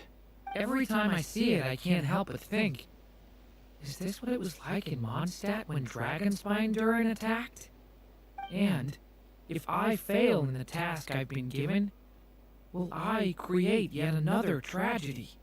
That's just meaningless speculation. When we encountered similar phenomena previously, I tried to interfere with those illusions. using sounds and lights to guide them. However, we could not change their fates. At most, we were able to extend their existences. The events of the past are like fate that has been written into Irminsul. There isn't a living thing in Tevat that can escape its past. But Miss Alice instructed us to try to find ways to change the outcome that these phantoms face. It's an impossible task. Can't you just refuse? Since she asked us to do this, I feel like it can't truly be impossible. Or if it is, well, mages can make the impossible possible. I could not have been born as Durin otherwise. But you also said that your past 39 attempts were fruitless. That's true. But you're still going. Yes. After this many futile attempts, surely you realize that you're not doing this because you still believe what some mage told you. It's because you want her hypothesis to come true. It's something you wish for deep inside. So, think for yourself about what you want to do. As long as you don't believe it's futile, it isn't. Yeah. Previous experience indicates that we cannot touch the phantoms, which limits the effectiveness of our interventions. If we want to clear this hurdle, we need to break this rule somehow. Same thought here. Following the same rules means repeating the same failures. Reducing ourselves to mere playthings of fate. So you mean we need to figure out a way to make contact with them, despite knowing that we can't? Yes, and I suspect that's something only you are capable of. Everything in Tevat is logged in Irminsul, but the withering that once occurred in Sumeru was a sign that the Great World Tree was being corrupted. This corruption allowed things that should not have existed in Tevat to appear. This is tantamount to rewriting reality. You're saying abyssal power might be able to affect those phantoms? No one's ever tried it before. If you're gonna try it, it'll take courage. And you have to be confident that you can control it. Is anyone there? Has anyone seen my daughter? She's missing. I have to find her. I hear someone inside. Spargana? Are you in there? Ah! If I can use my abyssal powers to warn him that there is danger here, maybe it'll change his decision. Maybe he'll stay away. Yes. The important thing is not the nature of the power, but rather how you use it. To intimidate and obstruct. Sounds about right for the Abyss. Let me try. I should be able to influence that thing. Have you seen a little girl? What? This isn't the time for that! Just run! Powering claw! I hear someone inside. Spargana? Are you in there?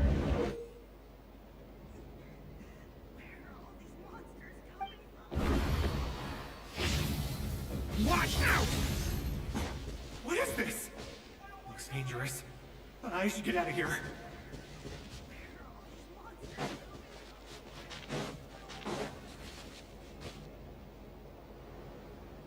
He really left. Huh, we did it! Don't celebrate too soon. Follow him. See what he does next.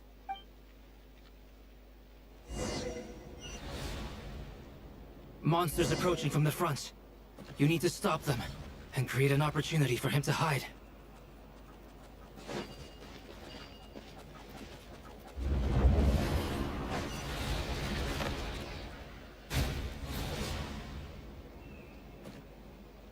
Help me!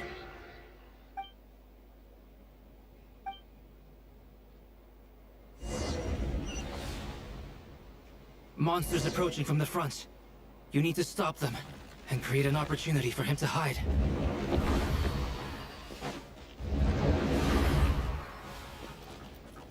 No! There's monsters ahead!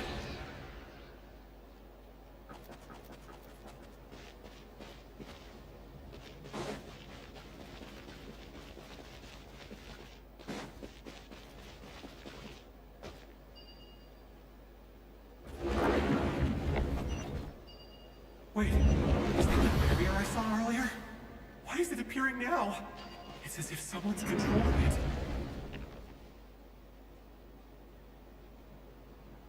The monsters are gone.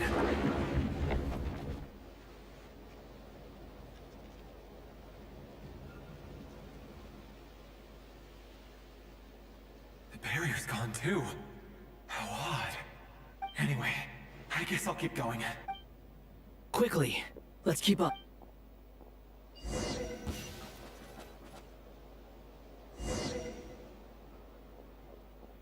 Wait, there was someone else here? Don't go any further. We've got anti-monster traps laid out everywhere. But my daughter must just be up ahead. I have to go. This way's blocked.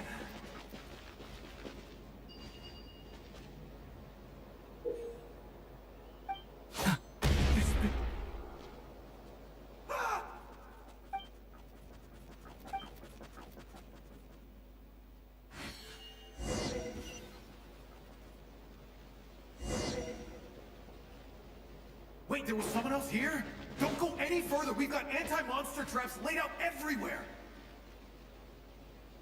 But my daughter must just be up ahead. I have to go. This way's blocked.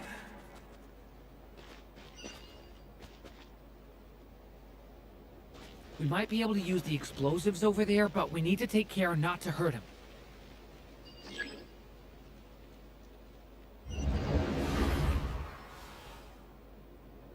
I'll use the barrier to keep him at a safe distance.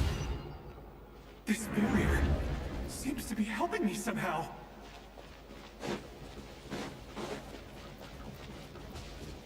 Hey! Hey! Wake up! Oh, no good. Gotta keep moving ahead.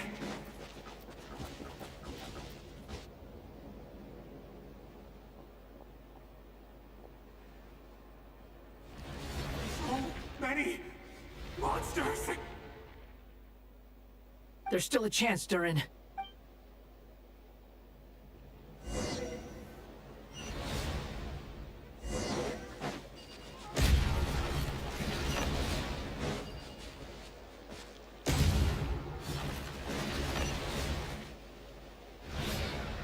Help me!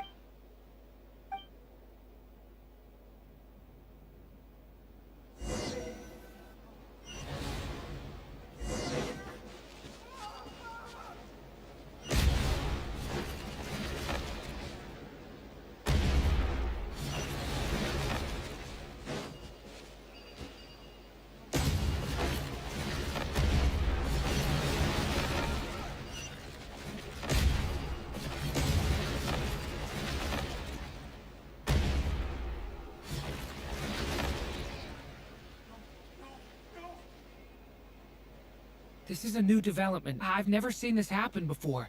We might just be able to save this person.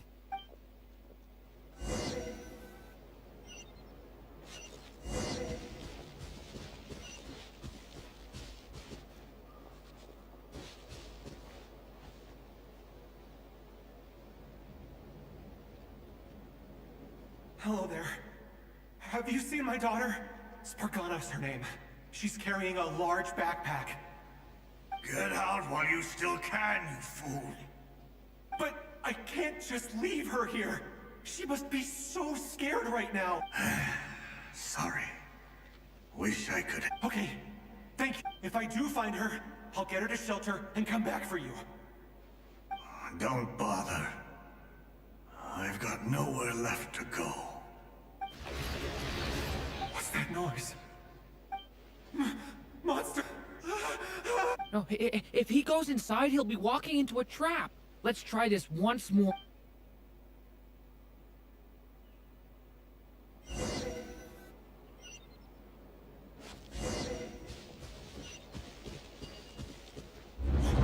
Why?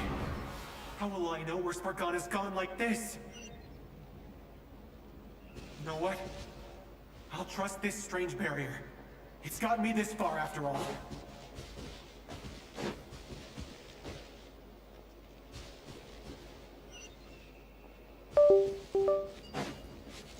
What? Spargana? Are you there?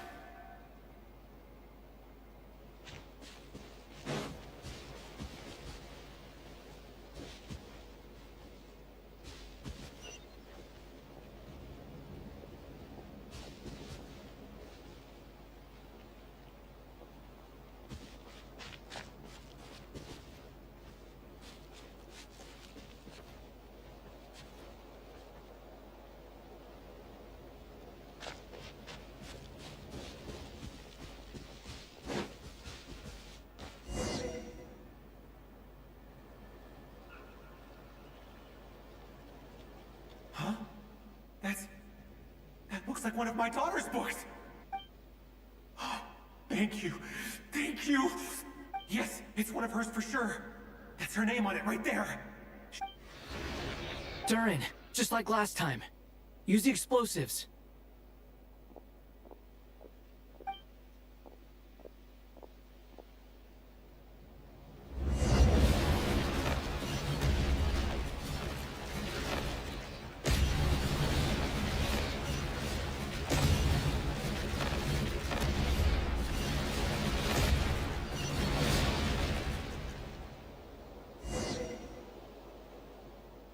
It won't work. There's not enough left. If he makes it in, he'll die. But then, this clue could be... It might not be the only one. Better he misses that clue than loses his... I guess so.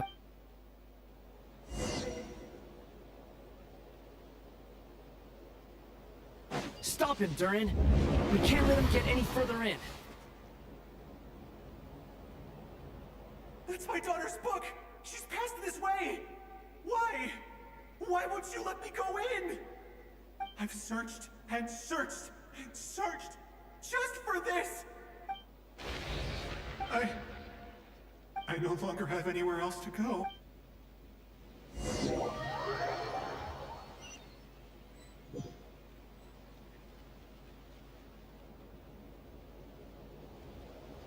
I'm sorry.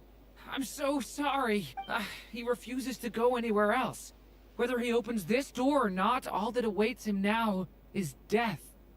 We couldn't change his fate. Albedo? Hat guy? Let's try one more time.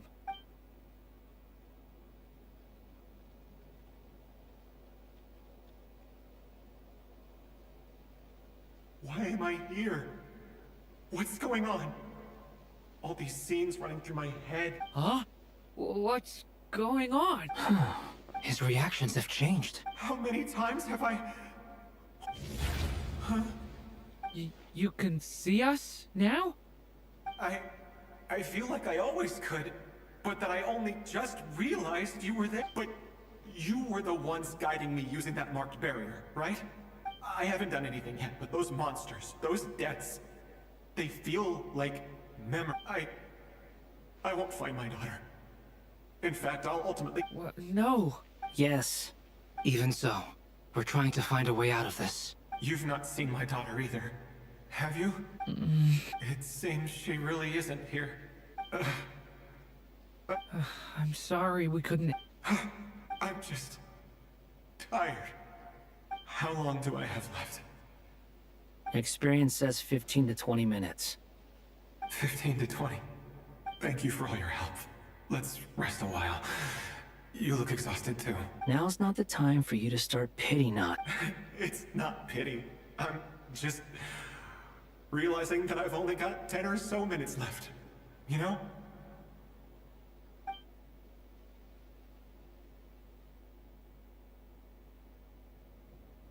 You say you're from Mondstadt, yes? A place with windmills, where people enjoy limitless freedom? And you're from Sumeru, where they've built an academy into a giant tree? Yes. It seems you've never heard of either place. Those names are unknown to me, I'm afraid, yes. Have you heard of Hyperborea? I have, but... I heard that it was destroyed in the distant past. I see. That was where my ancestors once lived. What about Delphi Pytho? Was it later rebuilt? I've never heard that name. Then what about Sal Vendagnir? I have seen that name on stone tablets on Dragonspine. But I'm afraid the only things left of that place are its ruins. I see. Sure enough, there was no way to turn this around, huh? I'm sorry. I was the one who asked to chat, but it seems like we're too many ages apart. There's barely any common ground to start from. It's all right. We did hear something new, at least. From how you speak of your lives, things must be going all right for you, I guess. They are. Mondstadt is a place of freedom and happiness. There's a lot of good people in the church and the Knights of Favonius. And even outsiders find that it's an easy place to feel at home. We have festivals a few times a year. Everyone gets together to drink, sing, and be merry. Sumeru's a lot more uptight. Not really the kind of place where you can relax. It's a nation fraught with problems wherever you look. But if all you want in life is to seek knowledge, I guess it's pretty much paradise. That's wonderful. In other words, after this all-devouring black tide passed, humanity did not merely avoid extinction, but rose to build prosperous civilizations anew. I mean, I can see you all right now. That must mean the future isn't a total mess. That's true. Well, time's almost up. Let's part ways, I think. Might be best if you don't waste too much time on me. The chances are slim, I know, but I'd like to spend these last few minutes looking for Spargana. If things work out, I'd love to tell her about what I've heard. May we meet again.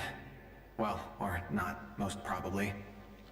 In that case, may your wishes come true.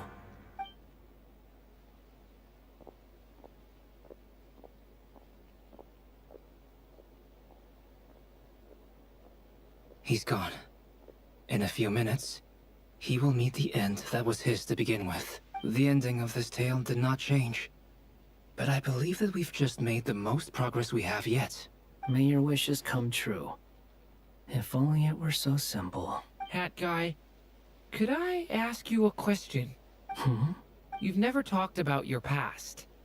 It seems Would you be willing to tell me about it? I mean, sometimes it's I know about Albedo's past. Our experiences are very similar, and he created me. As for you, you're my first friend, and you've witnessed every step I've taken. Either way, I mean, we're still best friends. But if I knew more about... I've told you about myself. And what did you do before that? Prepared for the entrance exam. All right. If you really don't want to talk about it, I won't press you any further.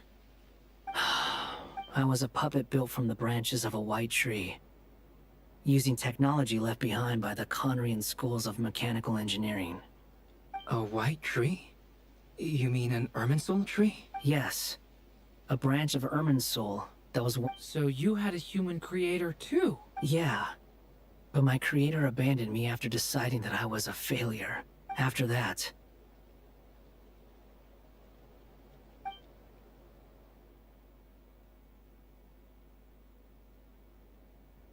Durin. Resisting the influence of the Abyss. But no matter how hard they are, you asked me if you would but the real answer is... That guy. But at least you've got people... I will. Alright. Break. Hello? Hello, friends, it's me. What have you been up to, I'm detecting some The amplitude isn't particularly high, but they're completely different signals from the ones before. And the scale is comparable to those... Alice. We were unable to save that person. However, he appears to have retained a portion of the I see. Well, that is rather odd indeed. It definitely merits further attention. Could I trouble you to keep trying the same approach? I need to gather some more data. I should probably have Nicole come and...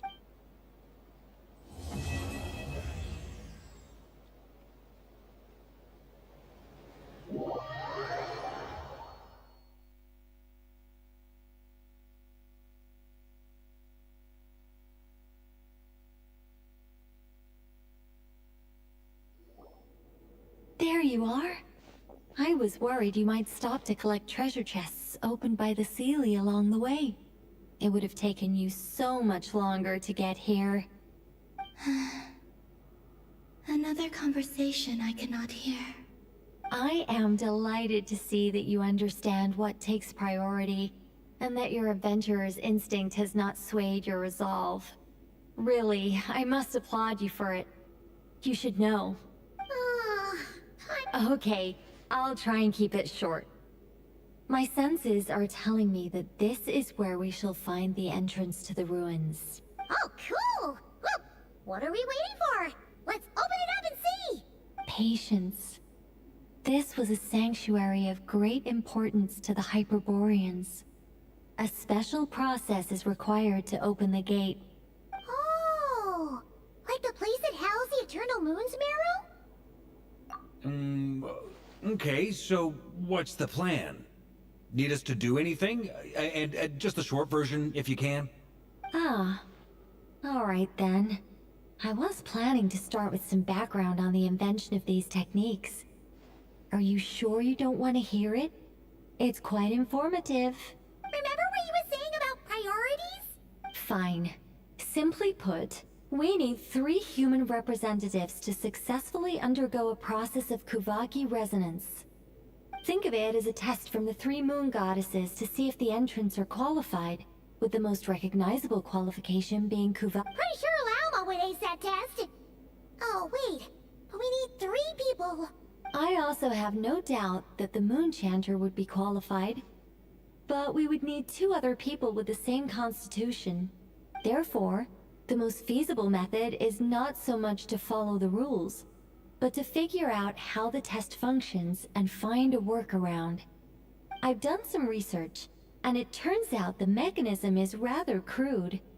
We'll simply need humans to stand before it who have sufficient Kuvaki energy within them. I'm with you so far. How do we get the Kuvaki in them? The easiest way would be transfusion. Take some Kuvaki from Nodcry's soil, put it into the bloodstream, and get it circulating in the body. So we're going to cheat on the test? Precisely. There are other methods, but this is the simplest one. Cheating the system is much easier than trying to hide from it. Sorry? Does the idea of cheating upset you, Miss Lama? No, that's not it. I suddenly had an idea. Ooh, what is it? It's about Moon Prayer Night. I figured out a way for Kuthar to join in the festivities. But as Paimon said, we need to have our priorities straight. Let's get back to the test. I'll follow up with Nefer on the festival arrangements. Oh, okay. Anyway, is this really the best method we have? A Kuvaki transfusion sounds dangerous, no matter how you slice it. If you think that's dangerous, wait till you hear the other methods. I'd be more than happy to go through them if you like. There are several. No need, we're good. Let's go with this one. Very well. Kuvaki transfusion it is. Now, I should mention that the risks can be greater or lower depending on individual compatibility. It would be rash to simply infuse the Kuvaki and hope for the best. If the body rejects it, the reaction can be quite severe. The symptoms are similar to another condition that some people living here suffer from. So, before we execute our plan, I will perform a simple test of my own to see who is compatible and who is not. Once that is done, we will have to complete the resonance process as rapidly as possible. The participants must remain stationary while the Kuvaki circulates and bonds with them, and they mustn't eat or drink anything. What? No eating or drinking? That's some hardcore fasting. They'll all be monks by the time they're through. 3 days. Oh, that's so long! And we still need to find 2 more people who are not just compatible, but also willing to volunteer. Fasting? What are they talking about? Really? Don't you want to think this through? Haha, count me in too. 3 days without food? I can handle that. Mr. Cole has made it clear that this is the easiest way. The way I see it, there's nothing else to discuss. It's time to step up. Yeah, you're right. In that case, Paimon volunteers to be captain of logistics. She'll keep the fires lit and grab some spare clothes to keep you comfortable. Then we'll start with you first, Traveler. Please step forward.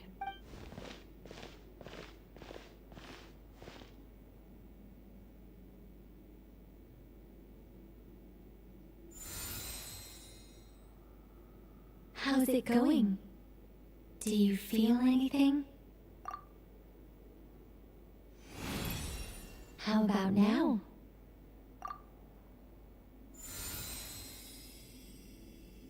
And now?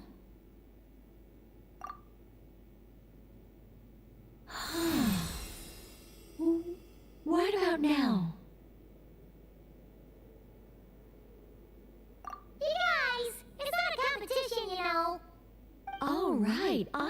officially impressed. Even as a descender, you can withstand far more than I imagined. It's like I summoned a giant stone titan to arm wrestle you, and your arm hasn't even moved an inch. In my last attempt, I infused 5 times the amount of Kuvaki required. Yes, safe to say, compatibility won't be an issue for you. You're eligible to join.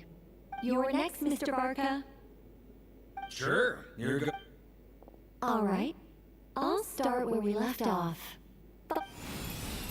Whoa, whoa, whoa! Hey, wait a minute.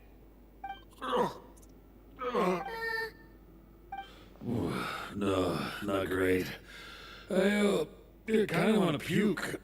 Feels like I've been drinking too much. A few bottles of wine and a big stein of Dark Horse. With some hard liquor from Liyue mixed in. You think this is funny? I just lost to a young lady in an arm wrestling contest. I'm never gonna live that down. My apologies. I'll lower the concentration and try again. Oh. How's it going, Nick? I'm not as dizzy as last time, but I can still feel it pulsing around. In that case, you wouldn't be an ideal choice, Mr. Barca. Let's... Okay. Let's go ask some of our other friends.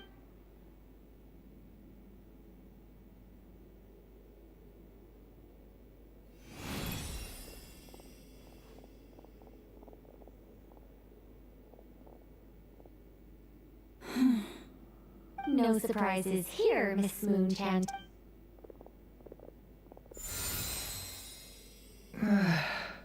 I'm getting Shame. You were so close. Whoa! I'm itching all over! Allergic reaction. We can't have that. Huh? Well, are you gonna start a what? The Hexen Circle is an organization that cares for and protects children. We will not have them do dangerous things. Not even tests.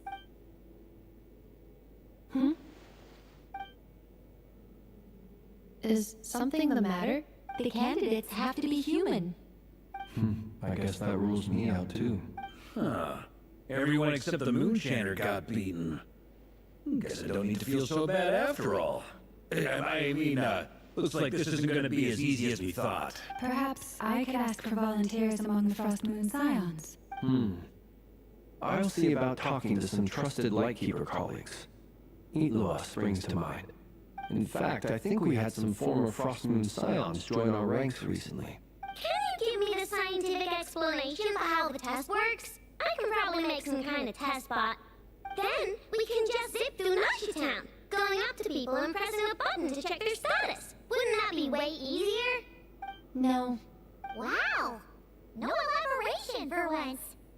How about I contact the Knights of Favonius garrison in the Wave Chaser plane? Shame that Lohan's already left. That guy's even tougher than I am. Strange. The moon goddess is clearly revered by many people. So why is she on the brink of disappearing? She mentioned that the world has rejected her from the very beginning. And when we fought the Rakier of Salnari, it seemed like she exhausted her power for our sake. Also, I'm not sure revered is the right word for how people feel about her. Gratitude, certainly. For my part, anyway. It's basic reciprocity. She helped us, so she deserves our help in return. Yeah. Even though she looked like she didn't care, she still saved a ton of people, including me. A review of the relevant data leads me to conclude that Miss Columbina is a good person. Yep, you bet! They really think so?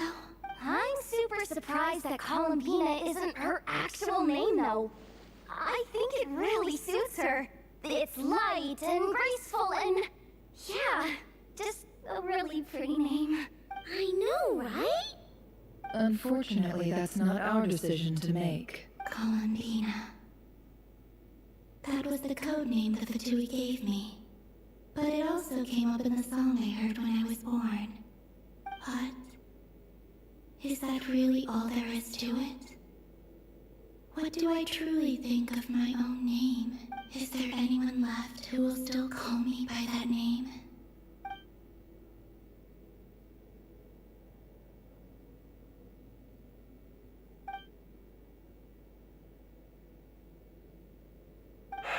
Moon Prayer Night is getting closer by the day. Then allow me to try. Huh? What are you doing here? You contacted your friends via the Adventurers Guild. Sandrone has been keeping an eye out for something like that. Since I have the ability to accommodate a moon marrow. Arlecchino. When can we begin? I see. We can begin right away.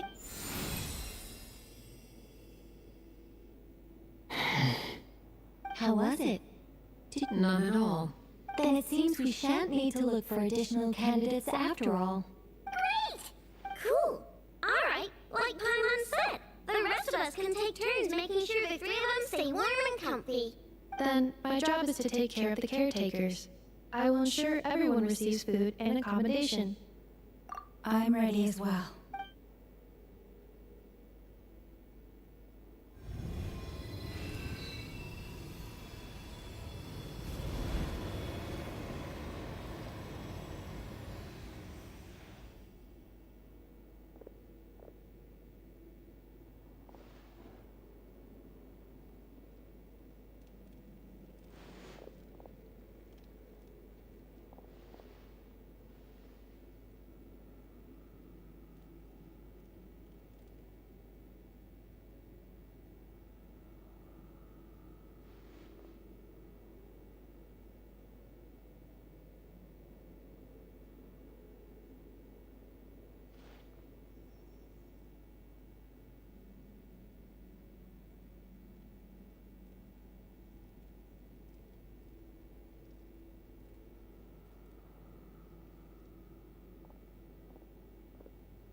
The work is done. The sacred scroll shut. The stars grow dim, the people silent. The white sun sets, the silver moon rises. O path to the temple, appear now before us.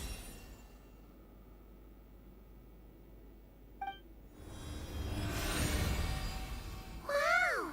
It really opened! So that's what all this is about. They've been trying to open this gate. Come, let us enter. It might be best to eat something first. Take care to chew properly and swallow slowly. It will give your body time to readjust to the digestion process. They will head in soon. They will need to enter this gate.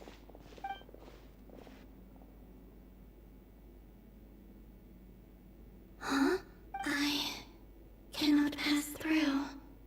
Is it because I have no physical body? It has been 3 days. My strength is all but completely faded. Can I really hold on until Moon Prayer Night?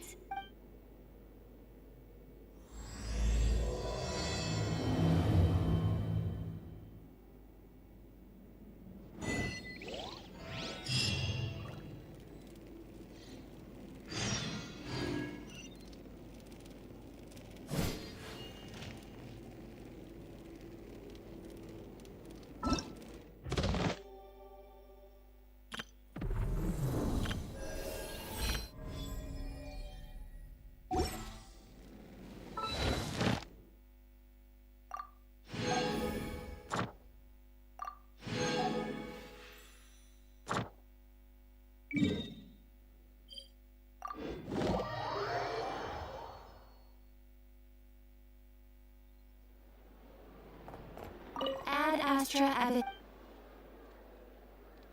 Thank you for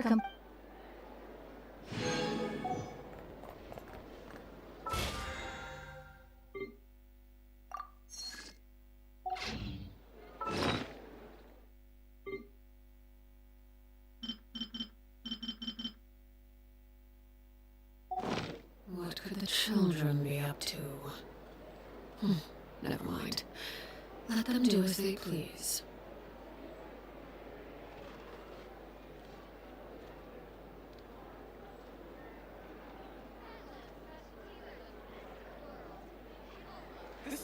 holds nothing but promise for adventurers.